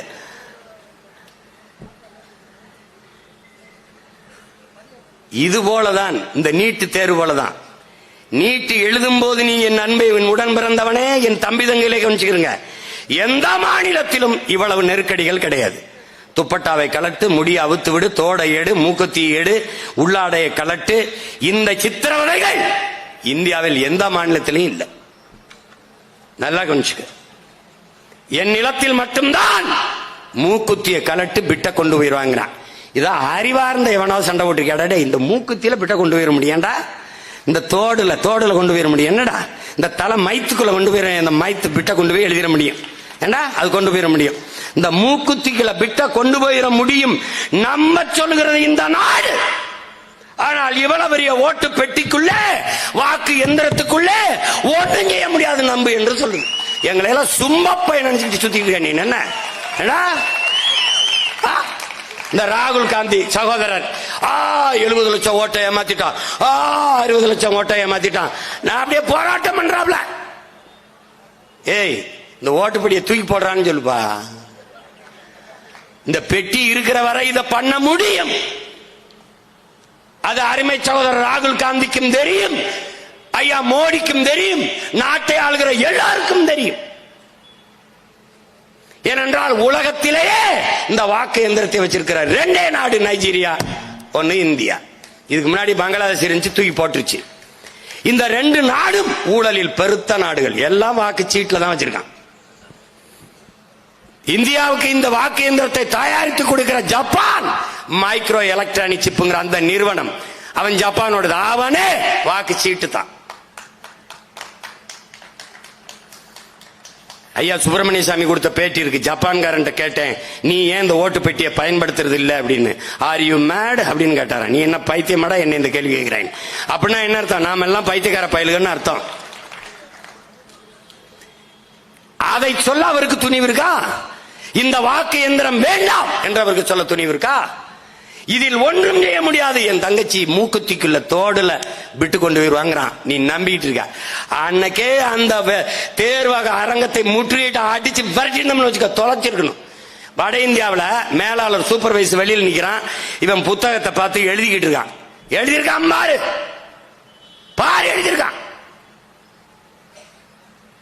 வேணா காணொலி இருக்கு, அனுப்பி விடுறேன் பாத்துக்க. இல்லைன்னா அடுத்த தடவை திரையிட்டு காட்டுறேன். 700 பேர் எழுதின தேர்வில் 800 பேர் தேர்ச்சி பெற்றிருக்கான். எப்படா நீட்ட தேர்ச்சி பெற்றவர் மாணவன் ஒருவனிடத்தில் ஒரு ஊடகவியலாளர் அந்த கேள்வித்தாளர் இருக்க கேள்வியை கேட்கிறார். ஒரு கேள்வி கூட பதில் சொல்ல தெரியல. எப்படா எப்படா எப்படி இதை அனுமதிக்கிறது இந்த நாட்டை ஆளுகிற ஐயா ஸ்டாலின் அவர்கள்? இந்த எளிய மகன் நான் கேட்கிற கேள்வியை கேட்டுக்கணுமா இல்லையா? ஒரு மூக்குத்திக்குள்ள பிட்ட கொண்டு போயிட முடியும். என்னடா சேட்டை பண்ணிக்கிட்டு இருக்கேன்னு கேட்கணுமா இல்லையா? கேட்டுக்கணுமா இல்லையா? என் பிள்ளையின் உள்ளாரையை கலட்டிட்டு உள்ள அனுப்பினா அவ என்ன மனநிலையில் தேர்வு எழுதுவான்? அவ துப்பட்டாவை எடுத்து சுழியால் அரக்கையா வெட்டி தலைமுடியா விரிச்சு 1 மணி நேரத்துக்கு முன்னாடி எந்த தொந்தரவும் இல்லாம படிச்சதை நினைவுபடுத்திக் கொண்டு நல்ல மனநிலையில் என் பிள்ளை தேர்வறைக்குள் நுழைய வேண்டும். ஆனால் நீ படாத பாடுபடுத்தி உள்ள அனுப்புற. சரி, அந்த அது செய்யற போலீஸ் யாரு? நம்ம ஐயா போலீஸ் தான். உங்க வீட்டுல யாராவது நீட் எழுது, ஏன்னா நீட் எழுத போறதில்லை. உங்க வீட்டுல யாரும் டாக்டராகவோ இன்ஜினியராகவோ இல்ல இதுல நீ ஒண்ணு கேட்கிறேன், இந்த நாட்டை எத்தனை பேரும் ஆண்டிருக்கான்? எத்தனை பேர் ஆண்டிருக்கான்? எவன் மகனாவது மிலிட்டரிக்கு போயிருக்கானடா? எவன் மகனாவது நாட்டை பாதுகாக்கிற பணிக்கு போயிருக்கானா? அது வேணா போவான். ஏன்னா இங்க முதலமைச்சர் மகன், அப்புறம் முதலமைச்சர், அந்த முதலமைச்சர் மகன் முதலமைச்சர், அவன் அமைச்சர், இப்படிதான் வருவான். நாங்க அமைச்சரா தான் இருப்போம். நாங்க அதெல்லாம் நீங்க ஏன் நீட் எழுத போறிய? இப்ப என்ன ஒரு திறந்த மனதோடு நம்ம சொல்றோம்னா எல்லாரும் தேர்வு எழுதுவோம். என்னை கேட்டா அந்த ஓட்டு போறவன் கூட ஒரு தேர்வு வச்சிருவோம். நானும் எழுதுறேன். இந்த நாட்டில் அறிவியல், உயிரியல், புவியியல், வரலாறு, இலக்கியம், வேளாண்மை, பொருளாதாரம், உலக அரசியல், சூழியல் எல்லாத்துக்கும் ஒரு சிலபஸை தயாரிப்போம். ஆமா, தயாரிச்சு வந்து நம்ம என்ன பண்ணுவோம், ஒரு பாடத்தை வைப்போம். ஃபர்ஸ்ட் என்ன பண்ணுவோம், தேர்வு எழுதுவோம். எம்எல்ஏ ஆயிட்டோம், சரி அதை மக்கள் தெரியாம போட்டான். இப்ப மந்திரி ஆகக்கூடாது. அப்ப என்ன பண்ணும், இந்த பரீட்சையில பாஸ் ஆகும். இந்த தேர்வு எழுது, அந்த தேர்வு எழுது, டெட் எழுது, நீட் எழுது, எக்ஸிட் எழுது, நீட் எழுது, எல்லாம் சொல்ற இவன் எந்த தேர்வு எழுதுனா?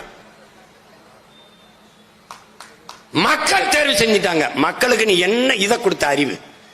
நான் தேர்தல் ஆணையத்தில் கேட்டேன்ல, என்ன கேட்டேன், சின்னத்தை எடுத்துரு, என்ன முறைக்கு வா, அமெரிக்கா மாதிரி 101, 201, 51, 91 நம்பருக்கு வாங்கினேன்.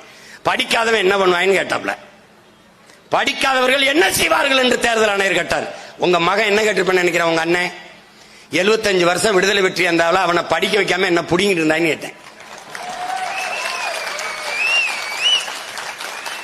75 வருஷமா 1-2 கூட படிக்க வைக்காம என்னடா பண்ணிட்டு இருந்த? படிக்காதவன் எப்படா தனக்கான நல்ல தலைவனை தேர்வு செய்வான்? பைத்தியக்காரா, இப்படி தாண்டா கூடுவான், கூட்டத்தில் போய் சிக்கி சாவான். இப்போலாம் ரொம்ப கொலவெறி வச்சுக்க, இரு உன்னை அடுத்த கூட்டத்துக்கு உள்ள தள்ளி விடுறேன்னு இருக்கேன்.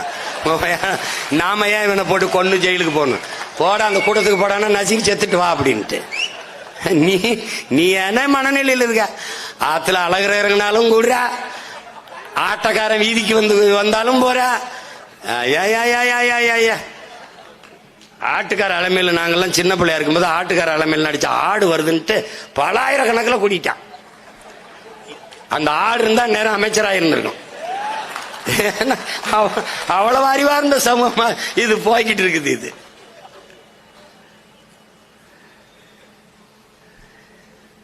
பெருந்தலைவர் என்பவன் ஒரு தனி மனிதன் அல்ல. ஒரு தலைவன் சரியாக இருந்தால் எல்லாம் சரியாக இருக்கும் என்பதற்கு சான்று நம்முடைய தாத்தா. அவருடைய அமைச்சரவையில் இருந்த எல்லாரும் நேர்மையானவர்களாக இருந்தார்கள். நம்முடைய தாத்தா கக்கன் அவர்களே எல்லா அவர் துறையில் இருந்த எல்லா அமைச்சர்களையும் 8 பேர் தான், 8 பேர் கொண்ட அமைச்சர்களை வைத்துக் கொண்டு இவ்வளவு பெரிய நிர்வாகத்தை பண்ணியிருக்கார். 9 ஆண்டுகளில் அவர் இந்த மண்ணுக்கும் மக்களுக்குமான கொண்டு வந்த திட்டத்தை 50 ஆண்டுகள் மாறி மாறி ஆண்ட இவர்கள் செய்யல. எதையும் வளர்த்ததில்லை, இவர்கள் அழித்ததுதான். அவர் ஆட்சியில் யாரு வீடு கட்டலையா? சொல், வீடு கட்டலையா? ஆத்து மணலை மொத்தமா அள்ளி தின்னானா? அவர் ஆட்சியில் யாரும் வீடு கட்டலையா? இப்படித்தான் மலையெல்லாம் மணலா நொறுக்கி வித்தானா? கல்லா நொறுக்கி கொண்டு வித்தானா? வித்தானா சொல்லு. நம்மளை அடக்கி ஆண்டி நம் வளத்தை கொள்ளையடிக்க வந்தான். நம் வரியை சுரண்டி கொளுத்தான் வெள்ளையன். ஆனால் ஆரை, மலையை, காட்டை அப்படியே வைத்து விட்டு போனான். அந்த வெள்ளையனை விட கொடுமையானவர்கள் இந்த கொள்ளையர்கள். உன் மகன் இங்கே உன் உடன் பிறந்தான் இங்கே நிற்கிறது ஆட்சி மாற்றத்திற்கு அல்ல, ஆட்சி முறையை மாற்றுவதற்கு.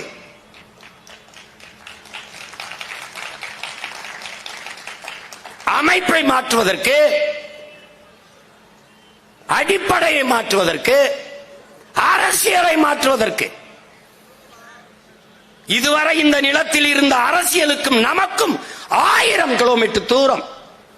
அவர்கள் வேறு, நாம் வேறு. அவர்களுக்கு எல்லாம் பெரியார். திமுகவுக்கு, அதிமுகவுக்கு, இப்ப வந்திருக்கிற டிவிக்கு, அவர்களுக்கு எல்லாம் பெரியார். எங்களுக்கு எங்கள் இனத்தின் முன்னவர்கள் எல்லாரும் பெரியார். இவரும் பெரியார், இவரும் பெரியார். அங்க ஒரு தாடி வச்சிருக்காருல்ல, அவரும் பெரியார். எல்லாரும் பெரியார். எல்லை மீட்பு போரிலே போராடி வென்ற மாப்போசி சிலம்பு செல்வனும் பெரியார், மார்சல் நேசமணியும் பெரியார், கைரேக சட்டத்தை போராடி ஒழித்த எங்கள் தாத்தன் தெய்வ திருமகன் முத்துராமலிங்க தேவரும் பெரியார், உசிலம்பட்டியிலே கல்லூரி கட்டி படிக்க வைத்த எங்கள் தாத்தன் மூக்கையா தேவரும் பெரியார். 1000 பெரியார். இது சொந்த பெரியார் எங்களுக்கு. எங்கிருந்த வந்த பெரியார் உங்களுக்கு. ஊழலும் நஞ்சமும் உங்களுக்கு, உண்மையும் நேர்மையும் எங்களுக்கு.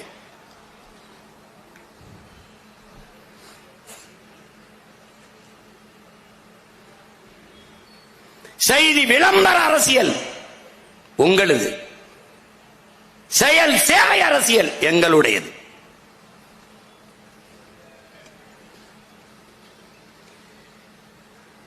ரொம்ப தூரம் இருக்கு. உங்களுக்கு பெயர் அளவில் இருமொழி கொள்கை, ஆனால் நீங்க நடைமுறையில் வைத்திருப்பது மும்மொழி கொள்கை. ஆனால் எங்களுக்கு கொள்கை மொழி எங்கள் உயிர் மொழி, எங்கள் உயிர் தமிழ். ஒரே மொழி, கொள்கை மொழி தமிழ். எங்களின் பண்பாட்டு மொழி தமிழ், பயன்பாட்டு மொழி ஆங்கிலம், தொடர்பு மொழி ஆங்கிலம், அவ்வளவுதான். ஆனால் கொள்கை மொழி தமிழ். எங்களுக்கு மட்டுமல்ல, இந்த நிலத்திலே எந்த ஒரு மொழி வழி தேசியத்திற்கும் கொள்கை மொழி அவன் தாய்மொழியாகத்தான் இருக்கணும். கெடுவாய்ப்பா வெள்ளை இனங்களை ஆண்டுட்டான், அதனால ஒரு தொடர்பு மொழியாக ஆங்கிலத்தை பயன்படுத்திக்கிறோம். இந்தி, இந்தியை படித்துக் கொண்டு இந்த நிலத்தை விட்டு வேறு எந்த நிலத்தில் தொடர்பு கொள்வாய்? இங்கிலீஷே எல்லா இடத்திலும் பயன்படாது. ஜெர்மன், பிரான்ஸ் எல்லாம் பேச முடியாது. பிரான்ஸ் எல்லாம் ஒரு வார்த்தை உன் ஆங்கிலம் அங்க பேச பயன்படாது, பேச மாட்டான். சான்று நானே. ஒண்ணும் கேட்கல, வழிதான் கேட்டேன். I don't know, I am பிரெஞ்சுன்னா. அதை இங்கிலீஷ்ல தான் சொன்னான், ஆனா பிரெஞ்சு சொல்ல மாட்டேன்ட்டான். வழி தெரிஞ்சாலும் சொல்ல மாட்டான். தந்தி தொலைக்காட்சியில என் தம்பி ஹரி இருக்கான், வேணா கேட்டுப்பாரு. ஐநாவில போய் நிற்கும் போது வழி தெரியல, இந்த தளத்திலிருந்து அந்த தளத்துக்கு போறதுக்கு எவ்வளவோ கேட்டு பார்த்தான், ஒருத்தன் கூட பதில் சொல்ல. எங்களுக்கு அவன் பேச மாட்டான். நம்மள மாதிரி மானங்கட்டவர்கள் அல்ல அவர்கள். அடுத்தவன் மொழி எனக்கு அறிவல்ல என்கிற தெளிவும் புரிதலும் அவர்களுக்கு உண்டு. உனக்குத்தான் இக்கரைக்கு அக்கறை பச்சை, அவனுக்கு மின்னுவதெல்லாம் பொன்னல்ல. All the glitters is not gold. அவனுக்கு உனக்கு இக்கரைக்கு அக்கறை பச்சை, இதான் உன்னுடைய தத்துவம். அவனுக்கு மின்னுவதெல்லாம் பொன்னல்ல. உங்கள் பிள்ளைகள் நாங்கள் வைக்கிற கோட்பாடு எக்கரைக்கும் இக்கரையே பச்சை, அதான் நாங்க வைக்கிற தத்துவம். அவர்களுக்கு நமக்கு நிறைய வேறுபாடு இருக்கு. அவர்களுக்கு ஐயா ஈவே ராமசாமி, அண்ணா, இந்த அண்ணாதுரை அவர்கள், ஐயா கருணாநிதி அவர்கள், ஐயா எம்ஜிஆர் அவர்கள், ஐயா ஜெயலலிதா, அம்மா ஜெயலலிதா அவர்கள், இவர்கள் தான் இவர்கள் அரசியல் அடையாளம், பொலிட்டிக்கல் ஐகான் ஐடென்டிட்டி. நான் எங்களுக்கு அப்படி இல்லை. என்றைக்கு ஆனா என் தாய்மொழியின் முதல் எழுத்தை எழுத தொடங்கினானோ அன்னைக்கு என்னோட அரசியல் பிறந்துருச்சு, அன்னைக்கே பிறந்துருச்சு. உலகத்தில் பல்வேறு நிலப்பரப்பை வென்று மூன்றாவது பெரிய பேரரசை நிறுவிய மன்னன் என்னுடைய பாட்டன் சோழன்.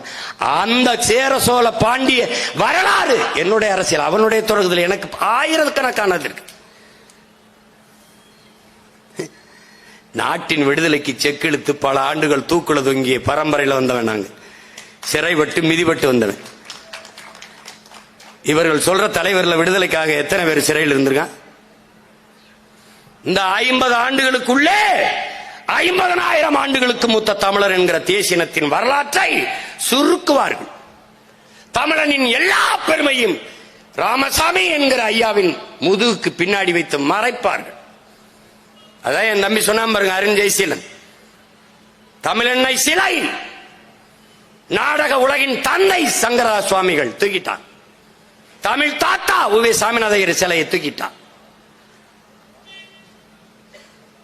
ஆனால் தெருவெங்கும் ஐயா ராமசாமிக்கு சிலை இருக்கு, ஐயா எம்ஜிஆருக்கு சிலை இருக்கு, அம்மா ஜெயலலிதாவுக்கு சிலை இருக்கு. இதெல்லாம் போக்குவரத்துக்கு இடையூறு அல்ல.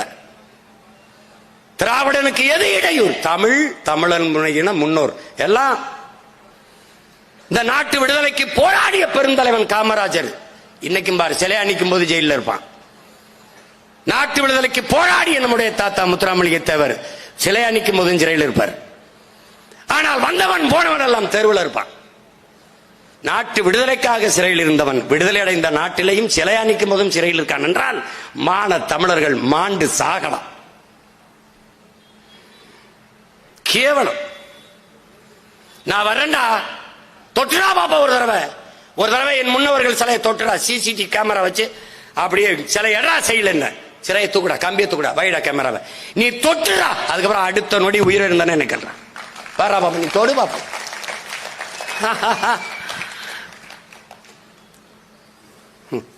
சாதின்னு சா அப்படின்னு சொல்றதுக்குள்ள சான்றுவேன். சாதி அது முடிக்க முடியாது. கவனமா இருந்துக்கொண்டது. இந்த கூட்டம் மாதிரி நினைச்சுக்கிட்டு இருக்காத நீ. என்ன கேட்பான், அது பெரிய கூட்டம். கூட்டம் அல்ல அரசியல், கொள்கைதான் அரசியல்.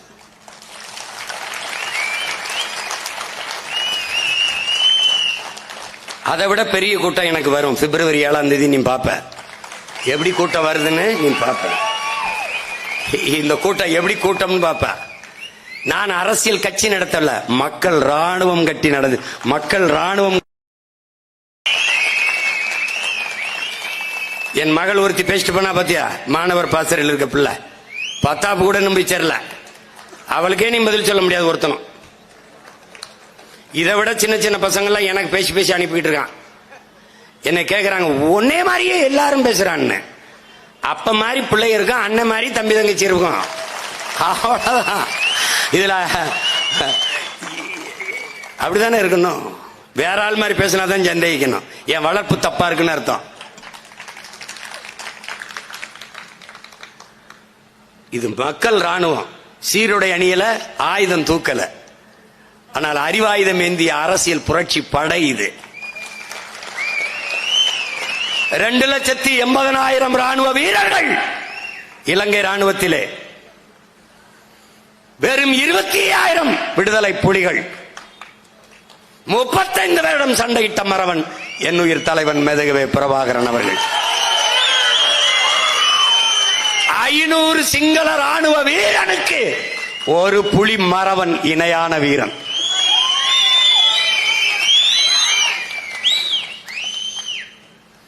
ஒரே ஒரு என் அக்கால் அங்கையர் கன்னி ஒரே ஒரு தங்கை தான். நள்ளிரவிலே 30 கிலோமீட்டர் ஒற்றை மகளாக கடலுக்குள் நீந்தி சென்று 13 மணி நேரங்கள் நீந்தி கடுங்குளிரிலே ஒற்றை மகளாக அச்சமின்றி மான மரத்தி வேலு நாச்சியாரின் பேத்தி நீஞ்சி சென்று ஒட்டுமொத்த இலங்கை கடற்படையும் கட்டுப்பாட்டுக்குள் இருந்த கப்பலை சரியாக அந்த நாள் முடிந்த அடுத்த நாள் தொடங்குகிற 12 மணிக்கு வெடிகுண்டு வச்சு தகர்த்தார். ஒரே மகன் படையை முடித்தார்.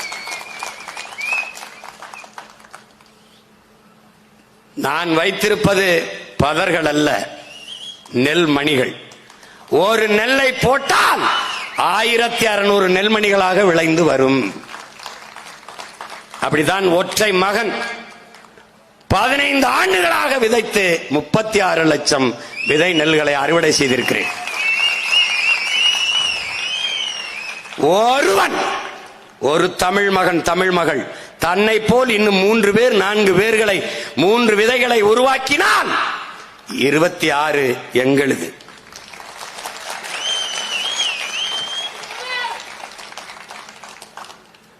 மகாபாரத போர் என்ன, நமக்கு இலக்கிய சான்று இருக்கு.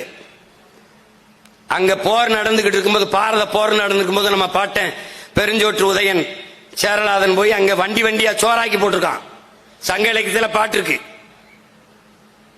அப்ப நான் கூட கோட்டேன், நீ போர் போட்ட போது சோறு போட்ட வேண்டாம். நானு போர்ல போதித்தார் கிருஷ்ண பரமாத்மா அர்ஜுனனுக்கு. கிருஷ்ண பரமாத்மா எங்க மக மாயோன் எங்களுடைய கண்ணன் செய்த அந்த போதனை தான் கீதா உபதேசம். அதான் பகவத்கீதை. போர் போட்ட போது கிருஷ்ண பரமாத்மா போதித்தது உனக்கு வேதம் என்றால், அந்த நீ போரை போடும் போது சோரை போட்டானே என் பாட்டன், அவனுக்கு அப்ப எது வேதம் என்று கேட்டேன்.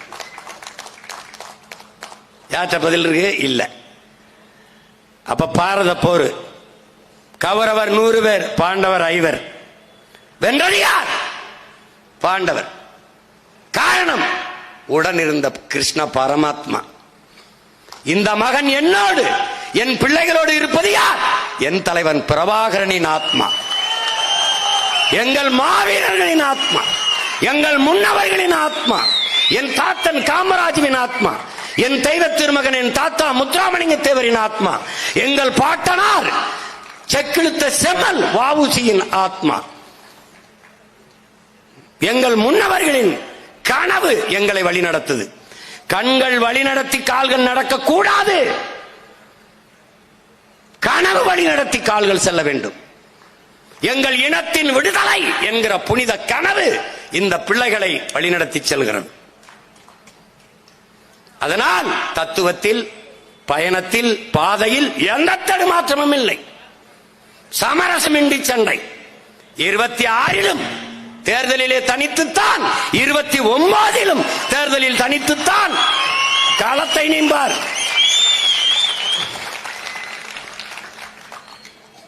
சத்தியம் தர்மமே வெல்லுமெனும் சான்றோர் சொல் பொய்யாமோங்கிறான் பாட்டன் பாரதி. எனக்கு தான் பாடுறான்.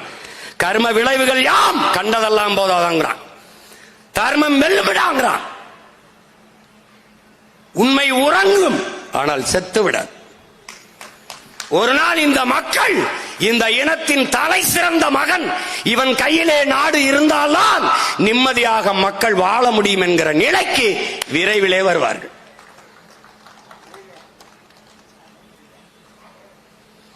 நீங்க பார்க்கதான் போறீங்க.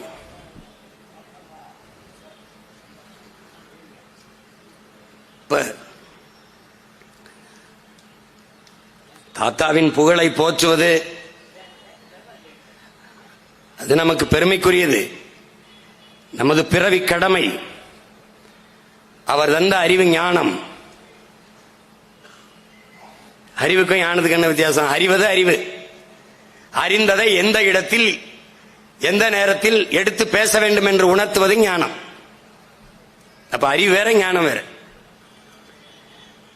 அந்த ஞானத்தில் தான் உங்கள் பிள்ளைகள் தடையின்றி துண்டு சீட்டு பெரிய சீட்டு எதுவும் இல்லாமல் இவ்வளவு நேரம் பேசிக் கொண்டிருக்கோம்னா அந்த அறிவுல தான். எங்கள் முன்னவர்களின் கனவு எங்களை வழிநடத்துகிறது. எங்களுக்கு கையளிக்கப்பட்ட கடமை எங்களை பின்னிருந்து தள்ளுது. ஓடு ஓடு உறங்காதே என்று அதிலே ஓடிக்கொண்டிருக்கிறோம். மகத்தான நம்முடைய தாத்தன் பெருந்தலைவன் காமராஜர் என்கிற அந்த கர்ம வீரனின் புகழை போற்றுகிற இந்த நாளில் நாம் எல்லோரும் ஏற்க வேண்டிய உறுதி, அந்த புனித தலைவனின் பாதையில் நடந்து ஒரு தூய நல்ல ஆட்சியை இந்த நிலத்திலே நிறுவி அவனுடைய பேருக்கும் புகழுக்கும் எந்த களங்கமும் இல்லாது சிறந்த ஆட்சியை அவன் பிள்ளைகள் நாம் கொடுப்போம் என்கிற உறுதியை இந்நாளில் ஏற்போம். நம்முடைய தாத்தன் பெருமைக்குரிய பெருந்தலைவர். இந்த திராவிடர்கள் நம் தாத்தாவுக்கு இருக்கிற புகழை சிதைக்க வேண்டும், சிறுமைப்படுத்த வேண்டும் என்பதற்காக ஐயா கருணாநிதி அவர்கள் பஞ்சாயத்து போர்ட் பிரசிடென்ட், ஊராட்சி தலைவருக்கெல்லாம் பெருந்தலைவர் என்ற பட்டத்தை வைத்தார். அவர் மட்டும்தான் பெருந்தலைவரா? ஊராட்சி மன்ற தலைவரெல்லாம் பெருந்தலைவர் என்ற பட்டத்தை கொடுத்து நம் தாத்தாவின் புகழுக்கு சிறுமைப்படுத்தினார். நீ எத்தனை பெருந்தலைவர் பட்டம் கொடுத்தாலும் ஒரே ஒருவன் தான் தமிழ் பேரினத்தின் பெருந்தலைவன், அது எங்கள் தாத்தன் காமராஜ் தான். அவன் கற்பித்த கல்வி இந்த தமிழ் சமூகத்தின் மேம்பாட்டிற்கு, உயர்விற்கு பயன்படுத்த வேண்டும் என்று அறிவார்ந்த தமிழ் சமூகத்திலே ஒரு கோரிக்கை வைக்கிறேன்.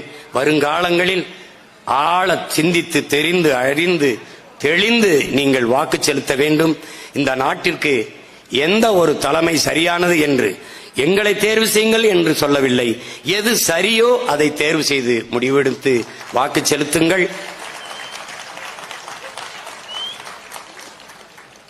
நாங்கள் முன்வைக்கிற கோட்பாடு, உழவு இல்லை என்றால் உணவு இல்லை, உணவு இல்லை என்றால் உயிர்கள் இல்லை, உயிர்கள் இல்லை என்றால் உலகம் இல்லை.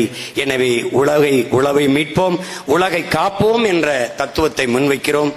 உழவே தலை, சுழன்றும் ஏற்பின்னது உலகம், அதனால் உழந்தும் உழவே தலை என்ற வேதத்தை நம்முடைய மறைமொழியும் நமக்கு கற்பித்து தந்திருக்கிறான். அதுபோல விவசாயி சின்னத்திற்கு நீங்கள் வாக்கு செலுத்தினால் அவனும் வாழ்வான், உங்களையும் வாழ வைப்பான். உலகத்தில் யார் வேண்டுமானாலும் தோற்கலாம், உழவர் குடியோன் வேளாண் குடிமகன் தோற்றான் என்ற செய்தி வரக்கூடாது. ஏனால் உப்பிட்டவரை உயிர் உள்ளவரை நினை என்கிறது. அப்ப உணவிட்டவனை எத்தனை ஒரு தடவையாவது நினை என்கிறோம் உங்கள் பிள்ளைகள். வாக்கு செலுத்துகிற அந்த ஒரு மணி நேரத்தில் ஒரு நிமிட நேரமாவது அவனை தயவு செய்து நினையுங்கள் என்று நாங்கள் வேண்டுகிறோம். பாருங்கள், படத்திலே ஒரு பிள்ளையும் பெறாத நம்முடைய தாத்தன் பெருந்தலைவர் 2 பிள்ளைகளை எல்லோரும் சிலை வைத்தார்கள். நாட்டிலே எல்லோருக்கும் விரலை நீட்டுவார்கள், கையை காட்டுவார்கள், 2 விரலை காட்டுவார்கள், இப்படி காட்டுவார்கள். ஒரே ஒரு தலைவன் தான் 2 பிள்ளைகளை கூட்டிக் கொண்டு போய் பள்ளிக்கூடத்துக்கு சேர்க்கிறதுக்கு 2 பிள்ளைகளை கூட்டிக் கொண்டு போவான். திருமணம் செய்து ஒற்றை பிள்ளையும் பெறாதவன் சிலையாக நிற்கும் போதும் பிள்ளைகளை பள்ளிக்கூடத்துக்கு அழைத்துட்டு போறது மாதிரி சிலை அவனுக்கு மட்டும்தான் இருக்கும்.